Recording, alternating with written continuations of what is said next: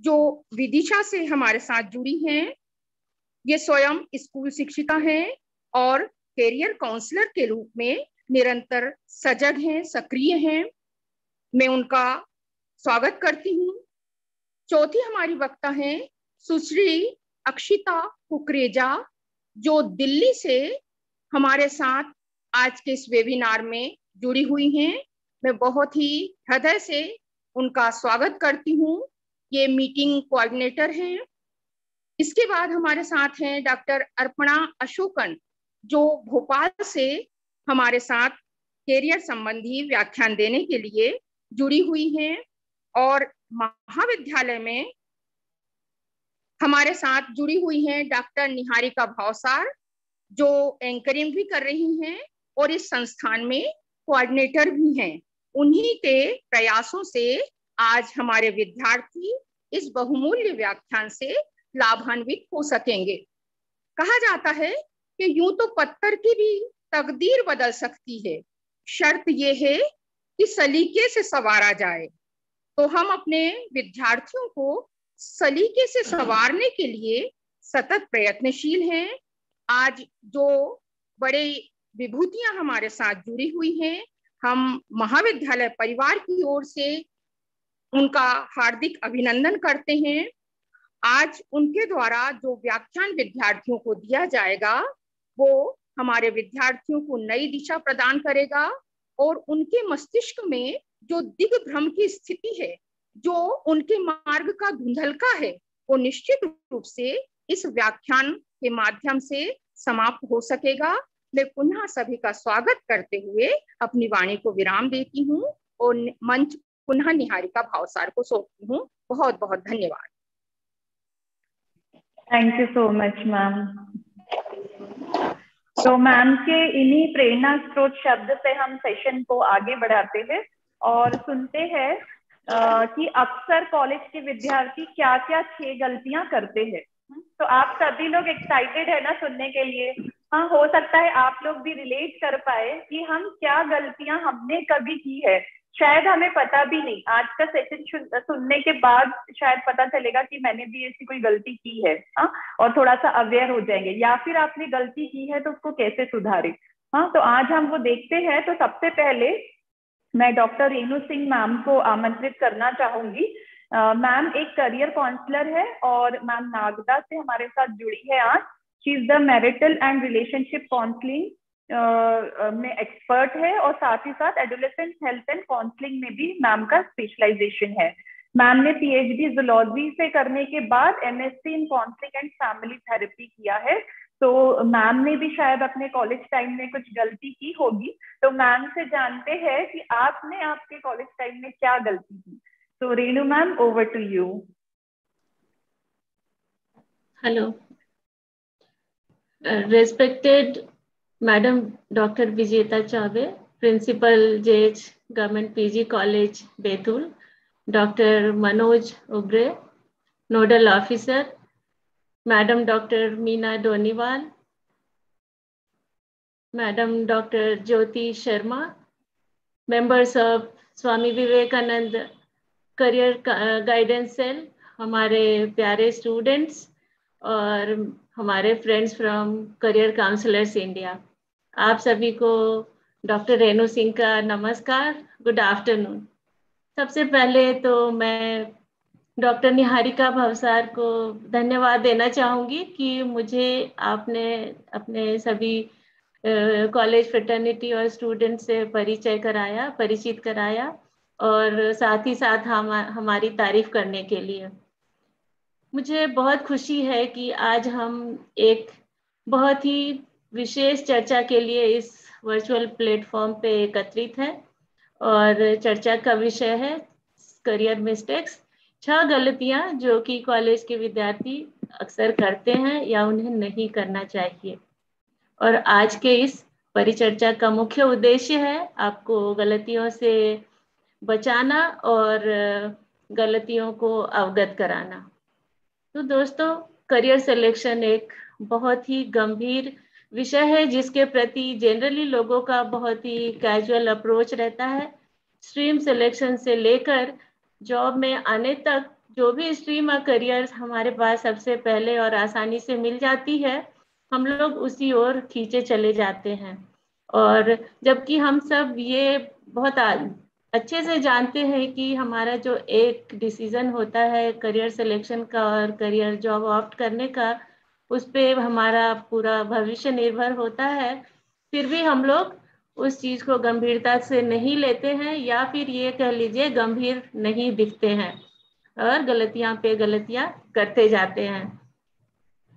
हम भी आपसे अलग नहीं है, हमने भी अपने समय में कुछ गलतियां करी है, और उन्हीं गलतियों में से एक गलती जो हमारी है हम आपके साथ शेयर करने जा रहे हैं, और एक स्टोरी के फॉर्म में शेयर करी हूँ जो हमारी खुद की स्टोरी है। तो आइए सुनते हैं। बात बहुत पुरानी है, मेरे बचपन की। मुझे बचपन से शौक था डॉक्टर बनने का। डॉक्टर की एप्रन, डॉक्टर की स्टेथोस्कोप, हॉस्पिटल की स्मेल मुझे बहुत आकर्षित करती थी। जाहिर है मुझे मेडिकल फील्ड में जाना था। मैंने अपनी पढ़ाई सरकारी स्कूल तथा कॉलेज से की, और एकेडमिकली मैं ठीक ठाक ही थी पढ़ने में। और हमने +2 पीसीबी फिजिक्स केमिस्ट्री बायो से किया, और पीएमटी फर्स्ट अटेम्प्ट में क्लियर किया, क्योंकि मुझे बहुत शौक था डॉक्टर बनने का। इसलिए मैंने पढ़ाई भी अच्छे से करी तब जब मुझे पीएमटी क्लियर करना था। और हमारे शहर के ही एक फेमस मेडिकल कॉलेज में एडमिशन भी मिल गया। मैं बहुत खुश थी। शुरुआत तो बहुत अच्छी रही, परंतु धीरे धीरे पेरेंट्स पर फिनेंशियल बोझ बढ़ने लगा, और एक समय ऐसा आया कि कॉलेज की फी नहीं भरने के कारण मुझे कॉलेज छोड़ना पड़ा। मुझे बहुत बहुत दुख हुआ, लेकिन मेरे पास कोई और रास्ता नहीं था कॉलेज छोड़ने के अलावा। अगले सत्र में मैंने बीएससी जूलॉजी ऑनर्स में एडमिशन लिया, और फिर एमएससी किया, फिर पीएचडी करी, फिर डॉक्टरेट भी किया। पीएचडी करने के बाद हमारे नाम के आगे डॉक्टर भी लग गया, लेकिन वो बात नहीं रही हमारे मन के अंदर जो पहले एक डॉक्टर बनने के बाद होनी चाहिए थी। और फिर मैं हमेशा दुखी रहती थी। पीएचडी करने के बाद फिर मैंने बहुत सारी डिग्रियां ली, लेकिन फिर भी मुझे खुशी नहीं होती थी। तो इतना करने के बाद भी आप फिर पूछना चाहेंगे कि मैंने गलती क्या करी। तो हमारी गलती ये थी कि हमारी सबसे बड़ी गलती थी जानकारी का अभाव। जब हमारा गोल क्लियर था, जब मैं बचपन से जानती थी कि मुझे डॉक्टर बनना है और उसी फील्ड में जाना है, तो मुझे चाहिए था कि मैं उस विषय के डॉक्टर फील्ड के विषय में मैं सारी जानकारी इकट्ठा करके रखती। फुल इंफॉर्मेशन होता है हमारे पास, जैसे कि देश के किन किन शहरों में मेडिकल कॉलेजेस है, और कहाँ पे गवर्नमेंट कॉलेज है, कॉलेज की फी स्ट्रक्चर क्या है, मेडिकल फील्ड में एमबीबीएस के अलावा भी और कौन से फील्ड है जहाँ से कि हम मेडिकल एमबीबीएस के अलावा भी मेडिकल से रिलेटेड कोर्सेज कर सकते हैं। पैरामेडिकल कोर्सेज क्या क्या है और उनकी फी स्ट्रक्चर क्या है, एडमिशन प्रोसीजर क्या है, मेडिकल में जाने के लिए रिक्वायर्ड स्किल्स क्या है, करियर पाथ क्या है, और अगर हम पैरामेडिकल या फिर अदर देन एमबीबीएस करते हैं तो उसकी जो जॉब अपॉर्चुनिटीज है वो क्या है। तो अगर ये सब हम पहले से मालूम करके रखते तो हमारे लिए हमारा लाइफ अभी जैसा अभी भी बुरा नहीं है, लेकिन जैसा मैं चाहती थी, अगर हम पहले से वो सब मालूम करके रखते रहते तो हमारा जो डिजायर है, ड्रीम कम ट्रू होता, और हम आज जितने खुश है उससे बहुत ज्यादा खुश होते। और उस समय मुझे सिर्फ इतना ही मालूम था, जब मैं छोटी थी आप जैसी थी, तो मुझे सिर्फ इतना ही पता था कि मुझे एमबीबीएस करना है, डॉक्टर बनना है, और डॉक्टर बनने के लिए +2 में साइंस लेना है बायोलॉजी से, और फिर पीएमटी क्लियर करके और मेडिकल में एडमिशन मिल जाएगी। इसके अलावा मुझे कुछ भी नहीं पता था। तो आज जैसे कि इंफॉर्मेशन हैंडी है, उस समय उतनी हैंडी इंफॉर्मेशन नहीं होती थी। एक क्लिक में हमें आज गूगल से बहुत सारी इंफॉर्मेशन क्लिक कर लेते, वैसा उस समय नहीं था। लेकिन हम ये भी नहीं कह सकते कि तब हमारे पास इंफॉर्मेशन था ही नहीं। हमारे पास तभी भी इंफॉर्मेशन था, लेकिन हैंडी नहीं था। हमारे पास करियर गाइड जो करियर बुलेटिन है तभी भी आती थी, और फिर हम उस करियर बुलेटिन के द्वारा बहुत सारी चीजें जान पाते थे। लेकिन हम इग्नोरेंट थे उस समय, हमें मालूम ही नहीं था कि करियर बुलेटिन जैसी भी कुछ चीज आती है जो हम देखकर अपने करियर को डिसाइड कर सकते हैं और इंफॉर्मेशन हासिल कर सकते हैं अपने मनचाहे करियर के लिए। गलतियां तो कर दी हमने, अब उस गलती का परिणाम क्या हुआ ये भी आप जरूर जानना चाहेंगे। तो गलती का परिणाम ये हुआ कि मैं बहुत फ्रस्ट्रेटेड रहती थी, डिप्रेस्ड रहती थी तब, और उसके बाद आज भी जब मैं पीछे मुड़ के देखती हूँ तो हमारा फ्रस्ट्रेशन और भी ज्यादा बढ़ जाता है, दुख होता है और बहुत ज्यादा दुख होता है। थोड़े समय जब हम इनिशियल ग्रेजुएशन में थे तो इनिशियल ईयर में हमारी बहुत सारी दिक्कत होती थी, क्लास में पढ़ने में मन नहीं लगता था, कंसंट्रेशन नहीं होती थी, और उसके कारण क्या हुआ, हमारा परफॉर्मेंस जो है वो धीरे धीरे कम होता गया। और फिर हम पास तो हो गए हमारे फेवरेट सब्जेक्ट में, लेकिन पास होने के बाद भी हमारे जो फेवरेट सब्जेक्ट होने के बाद भी जो हमारा मार्क्स था वो बहुत कम था, जस्ट पासिंग मार्क था। मैं कितना भी कोशिश करती थी क्लास में कंसंट्रेट नहीं कर पाती थी क्योंकि मन ही नहीं लगता था, हमेशा गुस्सा और स्ट्रेस रहता था। सेल्फ स्टीम लो हो गया था, बहुत ज्यादा ही लो हो गया था। क्यों? क्योंकि हमारा कॉन्फिडेंस जो है वो खत्म हो गया था। मैं अपने क्लासमेट से 1-1.5 साल पीछे चली गई थी क्योंकि मुझे जो फर्स्ट टाइम एडमिशन मिला था उसको छोड़ना पड़ा, और उसके साथ साथ ही बहुत सारी आर्थिक बोझ भी हमारे फैमिली के ऊपर आ गया था, क्योंकि एक बार जब मेडिकल में एडमिशन हो गई तो फिर उस समय एडमिशन के समय भी बहुत सारा पैसा देना होता है, तो वो सारे पैसे नॉन रिफंडेबल होते हैं क्योंकि हमने कोर्स शुरू कर दिया था, तो वो सारे पैसे वेस्ट हो गए और फिर हमें पैसे का नुकसान हुआ। और सबसे बड़ा नुकसान हुआ हमारे समय का, प्रेशियस टाइम, जो एक स्टूडेंट लाइफ में या एक किसी भी जो लाइफ की स्टेज होती है उस समय जो टाइम होता है वो बहुत प्रेशियस होता है, और वो जो प्रेशियस टाइम है हमने गुजार दिया इसमें कंफ्यूजन में, अनहैप्पीनेस में और बहुत सारे स्ट्रेस में, जो कि जिसके लिए हमेशा हमें रिग्रेट रहेगा। और अपने हैप्पीनेस, जो हमारी अनहैप्पीनेस थी उसकी जिम्मेदार कौन था? उसके जिम्मेदार हम खुद थे। तो अभी एक और बात हो रही है कि अगर ये इंफॉर्मेशन हमारे पास होता तो क्या होता। तो अगर हमारे पास पहले से इंफॉर्मेशन जो कि मेडिकल से रिलेटेड होता तो हम उतने फ्रस्ट्रेटेड नहीं होते, डिप्रेस्ड नहीं होते। हम दूसरे कॉलेजेस के दूसरे शहर के गवर्नमेंट कॉलेजेस के बारे में पता करके रखते, उनकी फीस स्ट्रक्चर मालूम होती तो हो सकता है कुछ ऐसा कॉलेज होता जहां पर कि हमें एडमिशन मिल जाती और हम आसानी से अपनी मेडिकल की डिग्री कर पाते। और उस समय जो है हमारे जो अफोर्डेबल जो हमारी जो आर्थिक स्थिति थी उस समय अपने अफोर्डेबल कॉलेज में हम आसानी से पढ़ के और एमबीबीएस कर लिए होते, या फिर अगर हम एमबीबीएस से रिलेटेड दूसरे फील्ड हैं उसमें भी अगर जाना चाहते तो हम जा सकते थे, पैरामेडिकल कोर्सेज कर सकते थे जो कि हमारे बजट के अंदर बहुत आसानी से हो जाता और हम आज बहुत खुश होते। तो ये हमारी स्टोरी थी।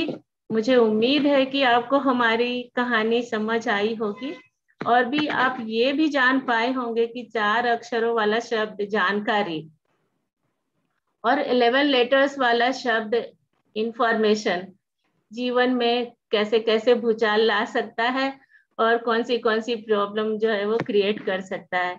माय डियर स्टूडेंट्स, आप किसी भी करियर में जाएं, कहीं भी डिसीजन लेना हो किसी भी फील्ड में अदर देन करियर ऑल्सो, तो सबसे पहले डिसीजन लेने के लिए जिस भी पॉइंट पे आपको डिसीजन लेना है वहाँ करेक्ट इंफॉर्मेशन कलेक्ट करें, और जो इंफॉर्मेशन कलेक्ट करना है वो राइट सोर्स से करें। कहीं इंफॉर्मेशन बहुत जगह मिल जाएगी लेकिन वो इंफॉर्मेशन करेक्ट है कि नहीं है वो भी जानना बहुत जरूरी है। तो राइट सोर्स से इंफॉर्मेशन प्राप्त करना भी बहुत जरूरी है। तो आज का जो हमारा स्टोरी था वो हो सकता है आपके लिए कुछ एक नया दरवाजा खोले और आप सोच पाए कि हाँ हम भी ये गलती नहीं करेंगे, और आपके आगे की जो फ्यूचर के लिए ऑल द बेस्ट। आपने हमारी कहानी सुनी, इसके लिए बहुत बहुत धन्यवाद। Over to Niharika. Thank you so much Renu ma'am, बहुत ही रिलेट कर पाया एक्चुअली में कि हाँ ऐसे होता है कि प्रॉपरली हमें अगर इंफॉर्मेशन नहीं है हमारे कोर्स से रिलेटेड तो कई बार हम वो ड्रॉप आउट कर जाते हैं और समय भी वेस्ट होता है, पैसा भी वेस्ट होता है। इसलिए हमें पूरा कंप्लीट इंफॉर्मेशन होना चाहिए। हाँ, बिना इसके इंफॉर्मेशन के हम कोर्स सिलेक्ट ना करें। Yes everyone, okay. So next हमारा जो टॉपिक है तो उसके लिए मैं इनवाइट करूंगी, और जो टॉपिक है वो है किसी खास भाषा को विशेष महत्व देना। तो मिसेस अक्षिता कुकरेजा को मैं इनवाइट करूंगी। So she is a bachelor and master in psychology, certified career counsellor, PG diploma in guidance and counselling, then PG diploma in counseling and family therapy too, and she is certification in SPSS, and she is expert in psychometric test. So I would like to invite Mrs. Akshita Kukreja. She has joined from Delhi. So Akshita ji, over to you. Thank you ma'am. I hope मैं audible हूँ सबके लिए। तो सबसे पहले मैं ना अपने जो हमारी यहाँ पे इतनी अच्छी ऑडियंस है उनसे ये पूछना चाहूंगी कि वो बोर तो नहीं हो रहे हैं, और मुझे आंसर्स चाहिए चैट में कि आप बोर हो रहे हैं या नहीं बोर हो रहे हैं, क्योंकि फिर ये इंटरेस्टिंग करनी है थोड़ी सी स्टोरी फिर मेरे को आपके लिए। सो ऑल राइट, तो अभी जैसे हम कह रहे हैं कि अब हम दूसरी स्टोरी मेरी गलती की बात करते हैं। तो किसी खास भाषा, अब जैसे इसमें बता रहे हैं कि किसी खास भाषा को विशेष महत्व देना, और इसमें आप समझ सकते हैं कि हम बेसिकली हिंदी की बात कर रहे हैं कि हिंदी को ना एक बहुत महत्व भाषा देते हैं हम, कि हम सब कुछ हिंदी में ही करेंगे। तो मैं अपनी स्टोरी को आगे बढ़ाती हूँ। जैसे कि बचपन से मैं पढ़ी हुई हूँ हिंदी मीडियम में, क्लास 1 से लेके 12 तक पूरा प्योर हिंदी मीडियम में। ठीक है, कोई प्रॉब्लम नहीं है, प्योर हिंदी मीडियम में पढ़े, अच्छा है, हमारे को मजा आया, क्योंकि हमें आइडिया था कि बस हम हिंदी में ही पढ़ पाएंगे, इंग्लिश में नहीं पढ़ पाएंगे। तो हमने कहा ठीक है, मैं पढ़ लेती हूँ हिंदी में। पर ग्रेजुएशन हुई, ग्रेजुएशन में आई, हिंदी में ही सोचा कि नहीं हिंदी में ही पढ़ना है, क्योंकि इंग्लिश के कॉन्सेप्ट समझ नहीं आते थे मुझे।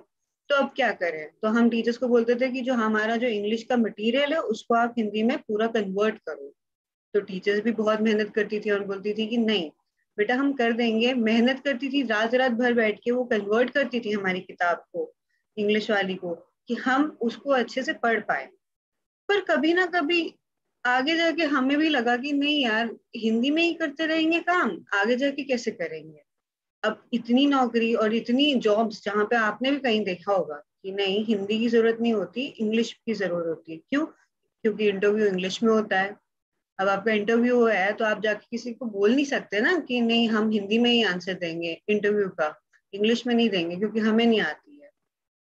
हम बोलते हैं कि हमारी हिंदी राष्ट्रभाषा है, अच्छी बात है अच्छी, हमारी राष्ट्रभाषा है, पर इंटरनेशनल लैंग्वेज हमारी इंग्लिश है ना, तो हमें उसके बारे में भी कुछ पता होना चाहिए। थोड़ा थोड़ा हम सीख सकते हैं कि नहीं इम्पोर्टेंट है सीखना।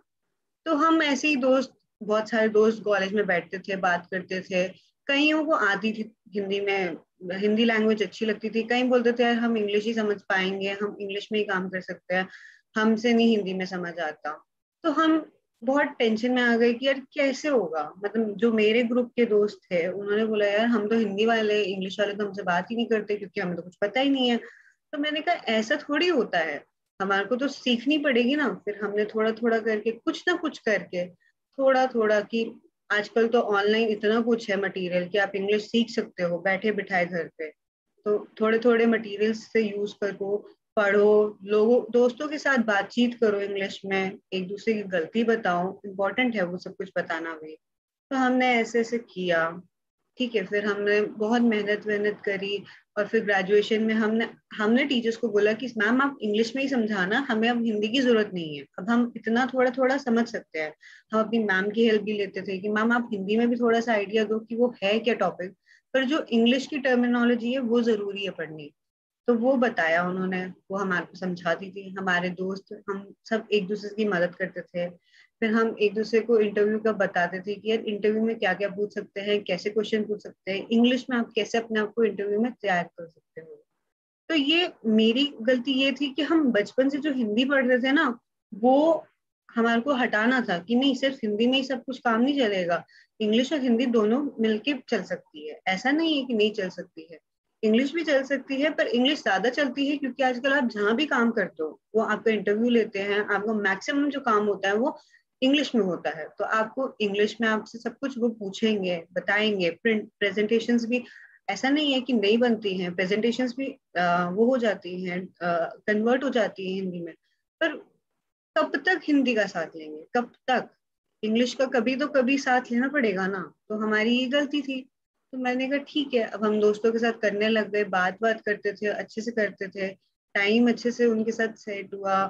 फिर अब ये नहीं हुआ कि वो हिंदी वाले हैं एक ग्रुप और ये इंग्लिश वाले हैं, नहीं ऐसा कोई नहीं हुआ। अब हम सब साथ में रह के बात करते थे, पढ़ते थे। जो मुझे नहीं समझ आता था मैं उनसे पूछती थी इंग्लिश वालों से, और जो इंग्लिश वालों को नहीं समझ आ रही थी वो हिंदी वालों, हम उनको समझाते थे हिंदी में कि ये ऐसे ऐसे होगा। तो ऐसे हमारा एक साथ हुआ। तो ये सब होने के बाद हमने कहा चलो ठीक है, अब हमने ये सब किया।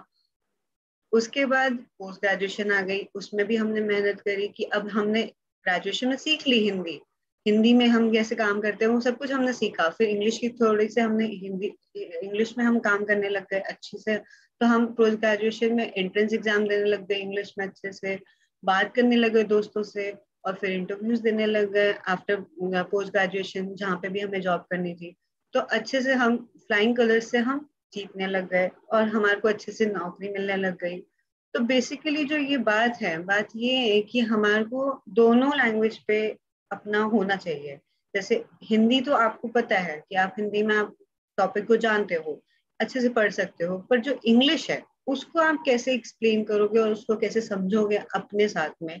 तो उसके लिए बेटर ये है कि आप आजकल जो भी टॉपिक्स है इंग्लिश में आप उसको हिंदी में ट्रांसलेट कर सकते हो। पर मैं बेसिकली ये बोलना चाहूंगी जो टर्मिनोलॉजी इंग्लिश में है ना वो इंग्लिश में ही याद करो और पेपर इंग्लिश में दो और लिखो इतना कुछ इंग्लिश में और चेक करो और बोलो लोगों के साथ और दोस्तों के साथ और बात करो इंग्लिश में, बहुत जरूरी है। क्योंकि आगे जाके ये तकलीफ आपको खुद होनी है जैसे मुझे हुई है। तो बेसिकली ये इम्पोर्टेंट है कि आपको अपनी जो प्रॉब्लम है उसको छोड़ना नहीं है कि नहीं हम नहीं कर सकते, हमसे नहीं होगा, ऐसा नहीं है, आपको करना पड़ेगा। क्यों? क्योंकि वो आपकी प्रॉब्लम है, आगे जाके आप फेस करोगे प्रॉब्लम की। जैसे अब आप पोस्ट ग्रेजुएशन में जाओगे, जितने भी जो भी आगे सिलेक्शन लोगे उसमें आपको प्रॉब्लम होगी।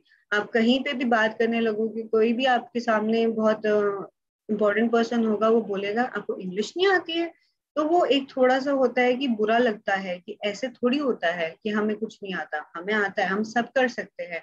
तो ट्राई करने में कोई प्रॉब्लम नहीं है, आप ट्राई कर सकते हो। ट्राई करने के लिए आजकल इतनी एप्स हैं, फोन पे यूज करो, आपको इतना कुछ मिलेगा कि इंग्लिश में आप कैसे बात करोगे, क्या है, सिर्फ इंग्लिश नहीं और भी भाषा का भी आता है। पर सबसे पहले हिंदी से इंग्लिश पे जाना है, उसके बाद कोई और लैंग्वेज को देखना है, पर इंग्लिश को बहुत इंपॉर्टेंस देनी है।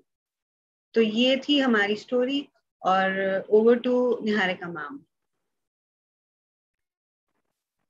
Yes, thank you so much, Akshita. And like this is fact because English is the universal language, international language. तो of course कि हमारा जो लैंग्वेज है, मातृभाषा है, वो हिंदी है। एंड हम लोग तो मध्य प्रदेश के हैं मोस्टली, लाइक आप सभी मध्य प्रदेश के, तो हमारा हिंदी तो बहुत अच्छा ही होता है and we are proud of it.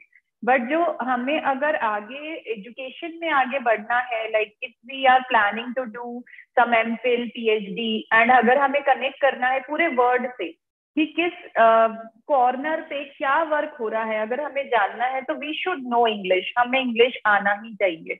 हाँ, रिसर्च पेपर्स पढ़ने हैं, हमें थीसिस बनानी है, तो अभी से प्रैक्टिस करना है। आप देखते होंगे पीएचडी जो लोग करते हैं, आप लोग सुनते हैं ना कितने लोग की पीएचडी 7 इयर्स 8 इयर्स में हुई। क्यों हुई, क्या लगता है? बिकॉज उन लोगों ने ये जो प्रैक्टिस है वो तब शुरू किया, उन्हें किसी ने बताया ही नहीं कि बीएससी लाइक हमारे ग्रेजुएशन या पोस्ट ग्रेजुएशन से भी हम अगर ऐसे प्रैक्टिस करते तो हमारा तब टाइम बचता था। तो अभी से आप वो प्रैक्टिस करना शुरू करो, बिकॉज आपने पोस्ट ग्रेजुएशन अगर आप बच्चे हैं तो आप देखोगे कि पेपर भी आपको इंग्लिश में आता है।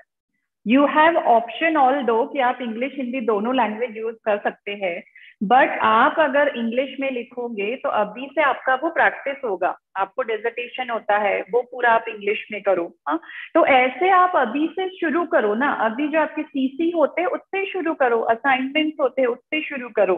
जस्ट ट्राई कि पूरा इंग्लिश में लिखना शुरू करो, देन आपका हैबिट हो जाएगा and it's not at all tough. हमने हिंदी कैसे सीखी थी? जब हम बच्चे थे तो हम हिंदी कैसे सीखे? सुन के सीखे ना। वैसे ही अभी थोड़ा थोड़ा प्रैक्टिस करेंगे रीडिंग का, लिसनिंग का, स्पीकिंग का, तो हमें आ जाएगी। श्योरली विल मतलब हम उसमें लिख पाएंगे, बोल पाएंगे everything. Start with the writing, then listening, ऐसे करते करते स्पीकिंग तक पहुंच जाएंगे। या is it work? Yes everyone? Okay, so next topic जो है हमारा, थर्ड टॉपिक के तरफ हम चलते हैं। तो उसके लिए मैं इनवाइट करूंगी डॉक्टर अपर्णा अशोकन मैम को, जिनका टॉपिक है a goal without a plan is just a wish. Yes, तो कोई भविष्य की योजना नहीं, कोई निर्धारित लक्ष्य नहीं। हाँ, मोस्ट ऑफ द पीपल कोई गोल नहीं है, जस्ट हमने ले लिया। तो उससे मैम से हम सुनेंगे। And doctor Aparna Ashokan ma'am is she has done PhD in microbiology and she is the international graduate diploma in counseling skills. She is pursuing MSc in counseling and family therapy. तो मैं मैम को invite करती हूँ। Please ma'am, over to you. Thank you so much, ma'am. Thank you so much. Am I audible? Yes, clearly audible. Okay. So good evening and hello everyone. Firstly, I would like to thank the principal of this college, Dr. Vijeta Chaudhary, and along with the complete team of organizers of this college, agreeing to organize such an important lectures for their students. A special thanks to Dr. Niharika ma'am for her scrupulous efforts to do something for their students. So students, this is a golden opportunity for you all to learn from our mistakes and rectify yourself for your present and future career life. Okay, तो मैं अपने से connect करना चाहूंगी, अपनी कुछ story बताऊंगी, क्योंकि हमने क्या अपनी करियर जब हमने चुनना था तो हमने क्या मिस्टेक्स करी, क्या हमने ब्लंडर्स किए, तो उसी से रिलेटेड है। तो मैं पहले आपसे कनेक्ट होने से पहले, उस स्टोरी को कनेक्ट करने से पहले एक दो बातें ये कहना चाहती हूँ कि अभी का समय, जब हमने जब किया था, सब हमने पढ़ाई की थी या करियर चूज किया था और सब्जेक्ट चूज किया था, वो समय और अभी का जो प्रेजेंट टाइम है वो बहुत ही अलग है, बहुत डिफरेंस है उसमें। और उस समय जो थी डिग्रीज जो थी लोगों के पास में कम थी और जॉब्स की अपॉर्चुनिटी ज़्यादा थी। और अब जो समय है वो जस्ट एक पलट गया है कि डिग्रीज जो है अवेलेबिलिटी और डिग्री होल्डर्स बहुत ज़्यादा है और जॉब्स जो है वो कम है। ओके, और अनदर थिंग जो कि मेरे को आपके साथ में शेयर करना है वो ये है कि हम लोग के समय ऐसा नहीं था कि हर इंसान अपने पैरों पे खड़ा होने का एक जुनून रखता था। आजकल हर बच्चा, हर स्टूडेंट अपने पैरों पे खड़ा होना चाहता है। ओके, तो ये दोनों चीज़ों को हम लोग ध्यान में रखेंगे जब अपनी स्टोरी सुनाऊंगी। तो मैं अपनी स्टोरी इस तरह से स्टार्ट करती हूँ कि हमारा जो जन्म हुआ है जिंदगी में, हम जब आए, ह्यूमन बीइंग का जो जन्म होता है वो उसका एक पर्पस होता है। हम लोग कोई भी बिना पर्पस के इस जिंदगी को हम लोग नहीं जी रहे हैं। तो वो पर्पस क्या है हमारी लाइफ का? क्या हम कोई भी हम बन सकते हैं, एकेडमिशियंस बन सकते हैं, मैथमेटिशियंस बन सकते हैं और कोई भी स्पिरिचुअल लीडर्स बन सकते हैं, पॉलिटिकल लीडर्स बन सकते हैं, लेकिन एक मकसद होता है हमारी जिंदगी का जीने का, और हमें उसको चैनलाइज करने के लिए हमें बहुत सारी चीज़ों को अपने जीवन में निर्धारित अपने लक्ष्य करने पड़ते हैं। ठीक है, और कहीं ना कहीं, जैसे मैं अपनी जो स्टोरी आपको अब सुनाना चाह रही हूँ कि मेरे घर में भी हम लोग ब्रदर सिस्टर्स हैं और मेरे जो भाई बहन थे वो सारे बहुत ही गोल ओरिएंटेड थे। दे वर वेरी गुड, एकेडमिक्स में बहुत ही अच्छे थे और उन्होंने अपने को उसी के अकॉर्डिंगली अपने गोल सेट किए अपने गोल्स को पाने के लिए प्लानिंग करी अपने करियर के लिए। तो इस तरह से हमारे घर का माहौल था। और मैं सब में छोटी थी उस घर में, तो मतलब थोड़ा सा लाड़ में चढ़ी हुई और थोड़ी सी कैजुअल, मतलब लाइफ को कैजुअली लेना, एकेडमिक्स में बिल्कुल इंटरेस्ट नहीं। यही सब सोचते सोचते मतलब घर का एटमॉस्फेयर ऐसा था, तो कुछ चीजें अननोइंगली हम लोग एब्जॉर्ब हो जाते हैं उसमें। और ऐसे ही मेरे स्कूलिंग हो गई कंप्लीट, ग्रेजुएशन हो गया जस्ट कैजुअली। कोई अभी दिमाग में कुछ सेटिंग नहीं है, गोल सेट नहीं है, करियर क्या करना है आगे जाके, नो सेटिंग, नो नथिंग, कोई माइंड सेट नहीं है। और इसी तरह पीजी कर लिया, पोस्ट ग्रेजुएशन कर लिया और पीएचडी भी कर लिया। तो डिग्रीज तो मिल गई। अब डिग्रीज के लेवल पे जो डिग्रीज जो मुझे मिली वो उसके लिए तो बहुत ज्यादा मतलब हमको बहुत मतलब जो भी हमने इंटरव्यूज जहाँ जहाँ अप्लाई किया था वहां से कॉल आया। कॉल में सब इंटरव्यूज में हम सिलेक्ट हो गए। जब पहले जॉब में गए तो जॉब में जाते साथ ही तो पूरा परेशानी। क्या परेशानी? क्योंकि वो तो ऐसा लग रहा था कि this is I misfit here, यहाँ तो ये तो मेरी जगह नहीं है, यहाँ मैं कैसे अपने को ग्रो कर सकती हूँ। ये पहला सवाल आया कि ये जॉब क्या मेरे लिए बना है, और बस छोड़ दिया वो जॉब।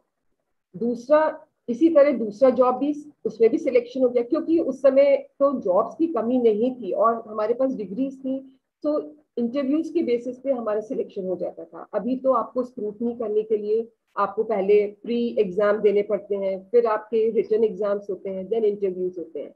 ऐसा तब नहीं था, आपका direct they used to call you for the interview. और सेकेंड उसमें भी सिलेक्शन हो गया, ज्वाइन किया।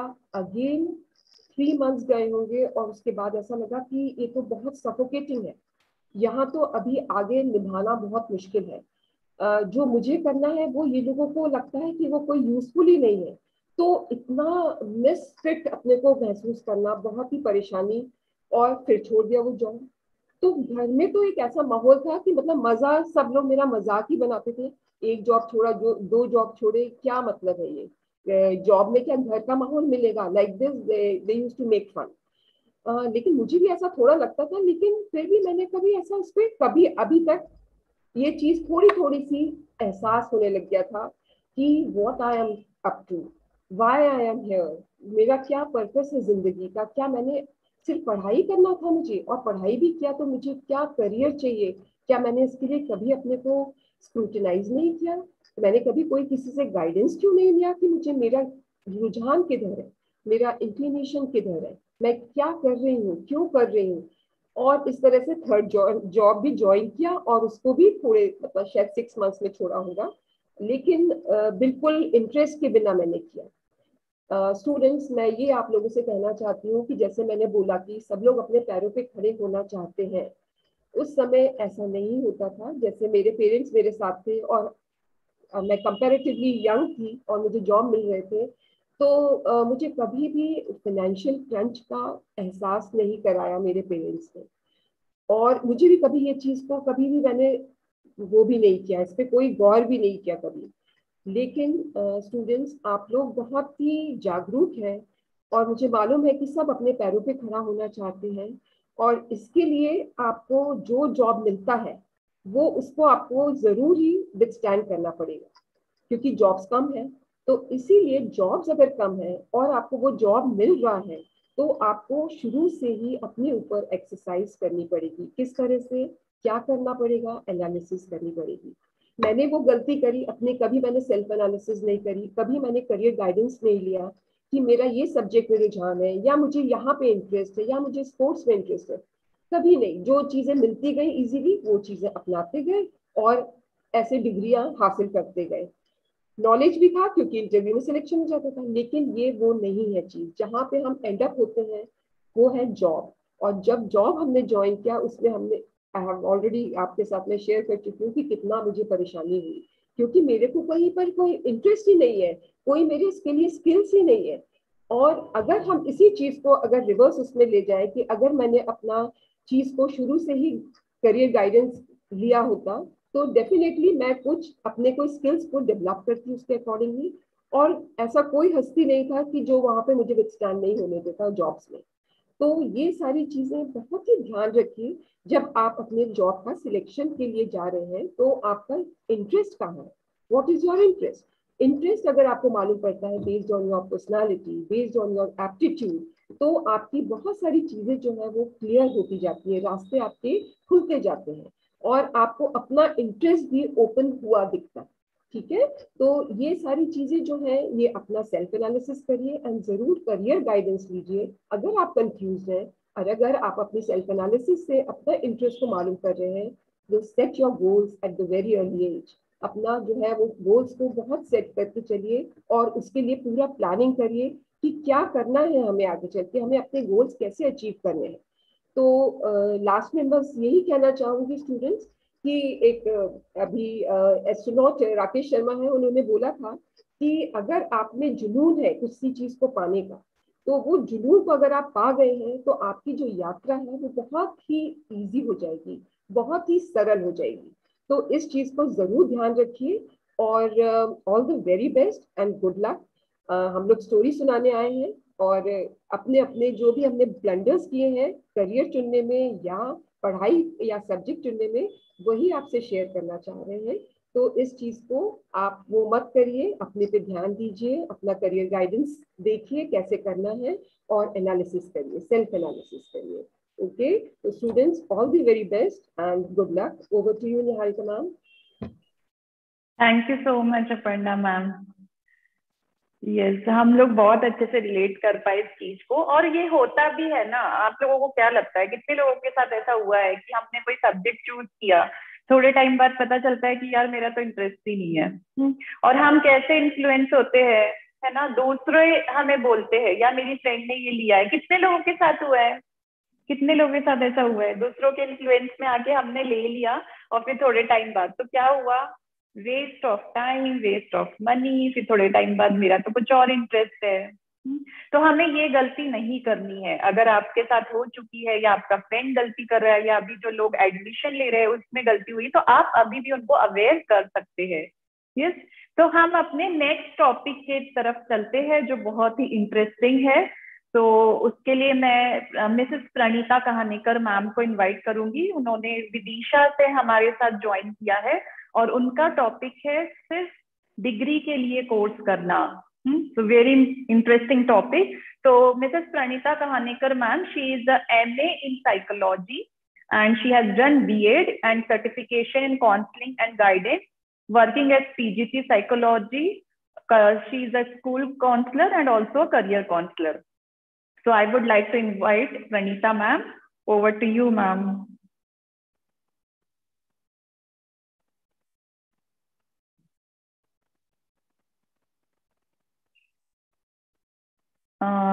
आप ऑडिबल नहीं है प्रणीता मैम, आपकी आवाज नहीं आ रही है।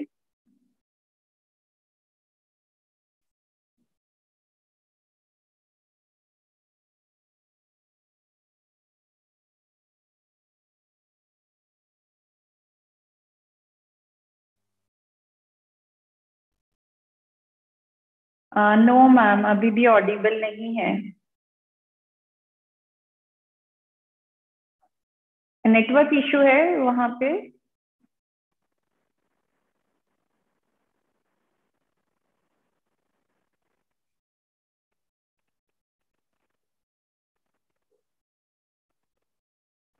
मैम जब तक कनेक्ट कर रही है तो कुछ किसी बच्चे ने पूछा था कि मैम अगर हम इंग्लिश को ज्यादा इम्पोर्टेंस देंगे तो हिंदी तो भूल ही जाएंगे।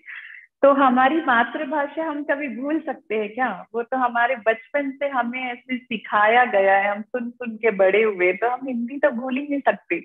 और क्यों ना मल्टी टैलेंटेड रहे, हमारा हिंदी भी उतना ही अच्छा हो, इंग्लिश भी उतना ही अच्छा हो, और भी लैंग्वेजेस सीखे। और इंडिया में तो इतने सारे हमारे इतने सारे लैंग्वेजेस हैं, we have so many languages. बहुत सारे लोगों को आती भी होगी, है ना, आप लोग कुछ होंगे जिन्हें 2-3 लैंग्वेजेस आती होगी। और हिंदी को क्या, दूसरा क्वेश्चन था, अगर हम हिंदी को इंटरनेशनल लैंग्वेज बनाए तो ये करने जाएंगे तो समय लग जाएगा।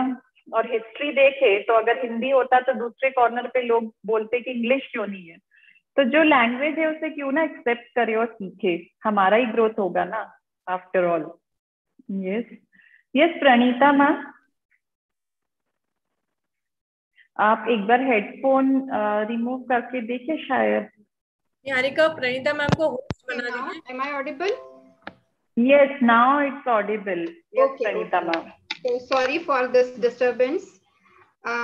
Thank you Niharika, thank you so much। और साथ में मैं सभी जो कॉलेज के जितने भी अथॉरिटी मेंबर्स हैं जिन्होंने हमको मौका दिया है, जिन्होंने हमको ये प्लेटफॉर्म दिया है कि हम इतने सारे स्टूडेंट्स के साथ 99 students are there and I am so happy कि इतने सारे बच्चे सुन रहे हैं आज हम लोगों को। तो थैंक यू निहारिका, आपने हम लोगों को मौका दिया कि हम अपनी गलतियां, अपनी पास्ट में जो हमने मिस्टेक्स की हैं उनको आज हमको याद करने का मौका भी मिल रहा है और साथ में हमको शेयर करने का भी मौका मिल रहा है। और शायद सभी मेरे सारे कॉलेज जो इतने सारे स्टूडेंट्स हैं शायद वो सभी एंजॉय कर रहे होंगे ये सुन करके। देखो आज ये लोग जो यहाँ पर इस स्टेज पर है, इन लोगों ने भी अपने टाइम में कुछ ना कुछ गलतियां की हैं। तो सभी करते हैं गलतियां, सबसे मिस्टेक होती है, ह्यूमन बींग्स हैं तो ह्यूमन बींग्स का तो मतलब मिस्टेक होना उनसे तो उनका जन्म सिद्ध अधिकार है गलतियां करना, है ना। तो आप लोगों को लग रहा होगा कि मतलब इतनी सारी आपने स्टोरी सुनी, रेनू मैम की स्टोरी सुनी, अपर्णा मैम की स्टोरी सुनी, अक्षिता की स्टोरी सुनी, तो मैं भी आप लोगों को अपनी स्टोरी सुनाऊंगी। और जो मैंने अपनी लाइफ में जो मैंने करियर डिसीजन के टाइम और करियर मेकिंग पीरियड के टाइम जो मैंने मिस्टेक की थी, शायद आपको वो मिस्टेक भी, जैसे बाकी सबकी मिस्टेक आप अपने साथ कोरिलेट कर पा रहे हो, शायद मेरी मिस्टेक भी आप लोग अपनी मिस्टेक के साथ कहीं ना कहीं उस चीज को कोरिलेट कर पाओगे। एक्चुअली फ्रेंड्स क्या होता है कि जब जनरली हम कुछ सोच कर सब्जेक्ट सेलेक्ट करते हैं और फिर उसके बाद हम डिग्री लेने कोर्स कोई करना चाहते हैं तो उसको हम आगे कुछ फ्यूचर में कुछ करना है हमें उस कोर्स को करके, और फिर ये सोचकर ही हम वो कोर्स डिसाइड करते हैं। मैंने भी ऐसे ही सोचा था। मैंने जब साइकोलॉजी लिया तो मैंने सोचा कि मुझे आगे इसमें कुछ करना है और आई ऑप्ट दिस सब्जेक्ट। मैंने 11th-12th किया, उसके बाद 12th पास करने के बाद मैंने कॉलेज में एडमिशन लिया। तो at that time I was so excited कि चलो अब मुझे है ना स्कूल के वो रिस्ट्रिक्शंस और बाउंडेशंस और वो सारे रूल्स और रेगुलेशंस वो सब मेरे ऊपर नहीं रहेंगे और मुझे पूरी फुल फ्रीडम मिलेगी। सॉरी शायद कुछ कैमरे के साथ मेरे कैमरे में शायद कुछ दिक्कत हो रही है, तो I think I am audible, you means you can ma'am Audible and that is quite enough. तो जब मैंने एडमिशन लिया तो मैं मतलब बहुत ज्यादा इस बात से एक्साइटेड थी कि अब मुझे वो होमवर्क और वो डेली स्कूल आना और वो रिस्ट्रिक्शंस बाउंडेशंस वो सब अब मुझसे छूट जाएंगे और मैं टोटली फ्री होकर कॉलेज लाइफ एंजॉय करूंगी। तो जब मैंने एडमिशन लिया तो बस मेरा सारा कंसंट्रेशन जो था मेरे एंजॉयमेंट के ऊपर था और पढ़ाई से थोड़ा सा मैं दूर हो गई थी। तो जब मैंने एडमिशन लिया तो हम लोग लेक्चर्स अटेंड करते थे, कभी अटेंड करते थे कभी नहीं करते थे।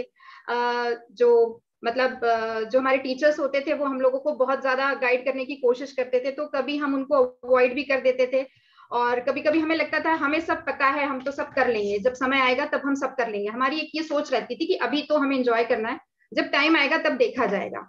तो ऐसे ही जब एग्जाम्स का टाइम आता था तो हम लोग लेक्चर्स तो अटेंड करते नहीं थे, ज्यादा नोट्स वोट्स भी नहीं बनाते थे। तो हम लोग उस टाइम शायद आज भी 2020 कुछ इस तरह की क्वेश्चन बैंक और वो ये सब अवेलेबल होता है मार्केट में, तो हम लोग उसको यूज करते थे और एग्जाम्स भी क्लियर कर लेते थे। कॉलेज में आपको पता है साइंस के आप लोग शायद आप लोगों के कॉलेज में साइंस सब्जेक्ट है और साइंस के अलावा जो मेरा साइकोलॉजी सब्जेक्ट था उसमें भी प्रैक्टिकल्स बहुत इंपॉर्टेंट होते हैं। तो हम लोग प्रैक्टिकल्स भी बहुत अवॉइड करते थे, प्रैक्टिकल्स क्लासेस में जाना भी बहुत अवॉइड करते थे, नहीं जाते थे, कई बार प्रैक्टिकल्स मिस कर जाते थे। और हमारे टीचर्स जो थे हम लोगों को इंटर्नशिप भी प्रोवाइड करते थे, क्योंकि उस टाइम आज भी मतलब इंटर्नशिप की बहुत ज्यादा इंपॉर्टेंस होती है, क्योंकि ये जितने भी प्रैक्टिकल सब्जेक्ट्स होते हैं इनमें इंटर्नशिप आपको मौका देती है कि आप प्रैक्टिकल नॉलेज गेन कर सको। पर उस समय हम लोगों को इसकी इंपॉर्टेंस नहीं पता थी, तो हम लोग इंटर्नशिप में भी उतना ज्यादा इंटरेस्ट शो नहीं करते थे। उस टाइम बड़ा बोर सा लगता था कि क्या है वहां जाना है और फिर वो सुनना है, लेक्चर सुनना है और वो सब देखना है, ठीक है इससे अच्छा तो कहीं बाहर घूम फिर के आ जाते हैं। तो इस टाइप की थिंकिंग उस टाइम हम लोग रखते थे और बस एंजॉय करते रहते थे। इंटर्नशिप नहीं की हम लोगों ने, प्रैक्टिकल्स हम लोग ने अटेंड नहीं किए और लेक्चर्स भी हम लोग प्रॉपरली अटेंड नहीं करते थे। ऐसे जैसे तैसे करके हम लोगों ने अपना ग्रेजुएशन कंप्लीट किया और ग्रेजुएशन कंप्लीट करने के बाद थोड़ा सा टीचिंग में इंटरेस्ट था तो बीएड किया और उसके बाद अब सोचा कि जॉब करने का जब करियर डिसाइड किया कि हमें टीचिंग में ही जाना है, तो हमने कहा चलिए अपन किसी स्कूल में जॉब करने की कोशिश की। तो मुझे याद है मैंने अपना रिज्यूम भेजा, उसके बाद डिग्री तो थी, तो डिग्री के बेसिस पे मुझे इंटरव्यू कॉल भी आया और मैं इंटरव्यू देने गई। आई वाज सो एक्साइटेड कि मेरा इंटरव्यू है और ये वो सब, बहुत खुश थी मैं। जब इंटरव्यू देने गई तो पहले तो उन्होंने मेरी डिग्रियां वगैरह देखी, तो काफी सेटिस्फाइड थे क्योंकि उनको जो जो डिग्रीज उनको चाहिए थी वो सब मेरे पास थी, बीएड था, ग्रेजुएशन था। और उसके बाद फिर उन्होंने मुझसे सब्जेक्ट रिलेटेड कुछ क्वेश्चंस करना स्टार्ट किए। तो due to lack of knowledge, मेरे पास ज्यादा नॉलेज नहीं था क्योंकि मैंने एग्जाम्स क्लियर किए थे शॉर्टकट्स मेथड से, और प्रैक्टिकल नॉलेज भी नहीं था बहुत सारी चीजें, क्योंकि अगर आप स्कूल्स में जॉब करते हो तो आपको प्रैक्टिकल नॉलेज भी होना चाहिए। और किसी भी, जैसे if I am a counsellor today, तो I need a practical knowledge. जब तक मेरे पास प्रैक्टिकल नॉलेज नहीं होगा मैं अच्छी काउंसलिंग कभी नहीं कर पाऊंगी। जब तक मुझे उन सब चीजों के बारे में पता नहीं होगा मैं अपने स्टूडेंट्स को कैसे बता पाऊंगी। और मैंने इंटर्नशिप्स वगैरह भी नहीं की थी ज्यादा, तो उस वजह से भी मुझे मतलब मौका ही नहीं मिला कि मैं अपना थ्योरेटिकल नॉलेज जो है उसको प्रैक्टिकल नॉलेज में कन्वर्ट कर सकूं। तो उस समय काफी निराशा हुई मुझे, क्योंकि जो इंटरव्यूअर थे उन्होंने मुझसे ये कहा कि आप नॉलेज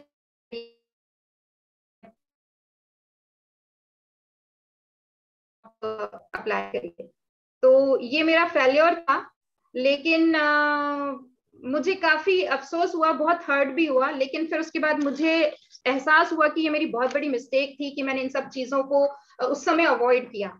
लेकिन फिर मैंने ये सोचा कि अभी भी टाइम है और मैं फिर से इन सब चीजों के लिए कोशिश कर सकती हूँ। उसके बाद मैंने इंटर्नशिप्स करना स्टार्ट की, उसके बाद मैंने पीजी किया, और पीजी में जो इंटर्नशिप्स थी उसको बड़ा सीरियसली मैंने करना स्टार्ट किया और बहुत अच्छे से उन सारी चीजों को सीखा।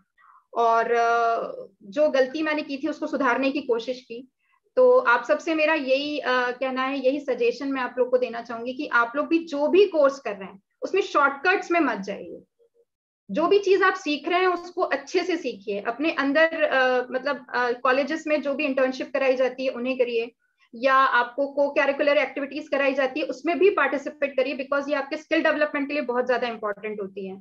और अगर आप स्किल्स को डेवलप करते हैं तो आगे आपके करियर में ये बहुत ज्यादा हेल्पफुल हो जाती है। तो जो मैंने गलती की है, प्लीज आप लोग अगर कर रहे हैं तो उस गलती को मत करिए। अभी भी आप मतलब उस चीज को टेक इट सीरियसली और अपने लेक्चर्स अच्छे से अटेंड करिए, एक्टिविटीज में पार्ट लीजिए, इंटर्नशिप करिए, प्रैक्टिकल्स अगर हो रहे हैं तो प्रैक्टिकल नॉलेज लेने की कोशिश करिए, और अपने आप को ग्रूम करिए, जिससे कि आपको आगे अगर आप किसी जॉब में जाते हैं, किसी पर्टिकुलर सब्जेक्ट को लेकर आप करियर डिसाइड करते हैं, तो आपको वो प्रॉब्लम्स फेस ना करनी पड़े जो मैंने की थी। तो that's all, over to Niharika. Thank you so much Pranita ma'am. तो देखा ना मैम ने कैसे बताया कि हम लोग प्रैक्टिकल नॉलेज, थ्योरेटिकल नॉलेज तो ले ही नहीं रहे हैं, या इज इट ट्रू? हो रहा है ना? अभी तो कोविड के समय में तो क्लासेस भी ऑनलाइन लगी, तो यही सिनेरियो रहता है जो अभी है। अक्षिता मैम आप पूछ रहे थे कि आप लोग बोर तो नहीं हो रहे, पर बोर तो मैं हो रही हूँ क्योंकि वीडियो सबके ऑफ है। सबके नेम को सुनाए क्या हम? सलोनी देशमुख, कृतिका, दुर्गा, रागिनी। अगर वीडियो ऑन करेंगे तो हम आप लोगों को भी देख पाएंगे, तो हमें भी थोड़ा मजा आएगा। या तो सभी लोग अपने वीडियोज ऑन करो, क्योंकि अभी बहुत इंटरेस्टिंग टॉपिक्स बचे हैं। तो नेक्स्ट टॉपिक जो है आई विल कवर, बहुत अच्छा टॉपिक है। और उसके बाद जो लास्ट टॉपिक है उसको सुनने के लिए हमारे साथ हमारी सीनियर, काफी experience, dynamic chairperson doctor Anupama ma'am है। उन्हें भी तो सुनना है ना हमें। हाँ, तो अच्छे से एक जगह मोबाइल सेट करके वीडियो ऑन करके बैठो, तो मजा आएगा आप लोगों को भी। तो प्रणीता मैम ने बताया ना कैसे पढ़ते हैं हम लोग। ले ली 2020, यूनिफाइड, एरो। हाँ, किसी टॉपिक नहीं मिला, मैम इसको अरेंज करवा दीजिए ना। स्कूल वाला फील कॉलेज में भी लाना चाहते हो, बड़े ही नहीं होना चाहते, कॉलेज में ही रहना है हमें। तो ना तो हमें उसको थोड़ी बुक्स पलटा के देखना है, लिखी रहती ना सिलेबस, देखा है सबने सिलेबस के नीचे बुक्स लिखी होती है, सब पता है, सब हाथ में, फिर भी हमें क्या चाहिए? रेडीमेड होना चाहिए। हाँ, हिंदी में चाहिए, इंग्लिश में मिल भी गया, मैम इसको हिंदी में कन्वर्ट करके दो। हाँ, सेकंड ड्रॉबैक। तो इसमें किसका ग्रोथ नहीं हो रहा? चलो मैम टीचर्स दे भी देते, आप लोगों को टीचर्स प्रोवाइड कर भी देते कि मेरा बच्चा है कहीं फेल ना हो जाए, पर किसकी ग्रोथ रुक रही है? रैंक मैटर करता है क्या? आप हम लोग जितने भी है, वी आर ऑल वर्किंग, हम कहीं ना कहीं जॉब कर रहे हैं, तो हम अपना एक्सपीरियंस अगर बताए ना तो नॉलेज ज्यादा मैटर करता है। आपके पास कितना थियोरेटिकल नॉलेज है, कितना प्रैक्टिकल नॉलेज है? इंटरव्यू में जाओगे ना, जितने भी वहां पर 10 अगर आप उनके पास फॉर्म आए हैं सबसे पूछेंगे, तो वो आपको बैठ के ये नहीं पूछेगा कि तुम्हारा परसेंट कितना है, तुमसे क्वेश्चंस करेगा, तुम क्वेश्चन के आंसर दे पा रहे हो कि नहीं दे पा रहे हो। तो अगर आपने 2020 में से पढ़ा है, अगर आपने यूनिफाइड में से पढ़ा है, तो क्या आप वो जॉब क्रैक कर पाओगे? ये क्वेश्चन आप खुद से पूछो। प्रैक्टिकल्स होते हैं, हाँ, मैं जिस डिपार्टमेंट में हूँ, मेरे डिपार्टमेंट में प्रैक्टिकल होते हैं, 60 की स्ट्रेंथ है, 10 बच्चे आते हैं, उसमें से भी 2-3 बच्चे आगे करते, बाकी सोचते हो जा रहा है ना, मार्क्स तो मिल जाएंगे ना, मुझे करना क्या है, प्रेजेंट तो मैम लगा ही देगी ना, ये सीन होता है। तो एक्चुअल एनालाइज खुद को करना है, हमें खुद को समझना है। आपकी ग्रोथ हो रही है कि नहीं हो रही है? यस। तो अभी थोड़ा कॉलेज स्टूडेंट बन जाइए, अगर अभी भी स्कूल में ही बने हुए हैं तो जस्ट एक टॉपिक के लिए बुक्स खुद ढूंढिए, लाइब्रेरी जाइए, डिपार्टमेंट जाइए, हमारे सिटी में कुछ बुक स्टोर है वहां सर्च कीजिए, उनको पलटाइए, उसमें से पढ़िए, तब तो आगे नॉलेज बढ़ेगा, नहीं तो आप वहीं रह जाएंगे। और क्या होगा? ब्लेम करेंगे कि मैंने तो डिग्री ले ली, मेरे को जॉब क्यों नहीं मिल रही, मेरे पास तो ये डिग्री है, इसके पास जाएंगे, उसके पास जाएंगे। अगर सही मायने में नॉलेज है ना तो आपको श्योरली जॉब मिलेगी, आप कुछ ना कुछ कर पाएंगे। तो जो नेक्स्ट टॉपिक है जिसे मैं कवर करने वाली हूँ वो टॉपिक है प्रतियोगिता परीक्षा के लिए सही विषय का चुनाव ना करना।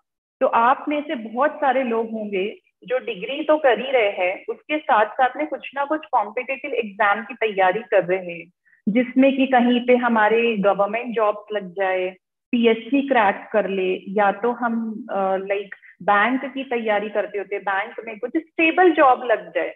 हाँ, तो साथ साथ में हम लोग क्या करते हैं, कुछ ना कुछ डिग्री कोर्स करते हैं। तो बहुत सारे बच्चे मेरे पास ये आते हैं कि मैम मेरा 12th तक साइंस था, साइंस करने के बाद अब मैंने डिसाइड किया है कि मैं कुछ बैंक की तैयारी कर लूं, तो क्या मुझे कौन सा सब्जेक्ट मुझे चूज करना चाहिए? या तो फिर ग्रेजुएशन मैंने प्लेन बायो से किया है, मेरे सब्जेक्ट से बायो, उसमें बॉटनी, जूलॉजी और केमिस्ट्री, अब मैं सोच रही हूँ कि मैं पीएचडी की तैयारी कर लूं, तो क्या मैं जो मेरा पोस्ट ग्रेजुएट, क्योंकि पीएचडी को लगता है टाइम, है ना, उसमें इमीडिएटली तो होता नहीं है, जस्ट सेकेंड ना, स्लाइड ऑफ, यस, तो इमीडिएटली सिलेक्शन होता नहीं है, उसमें प्री होगा, रिटन होगा, उसके बाद फिर आप ले पाओगे।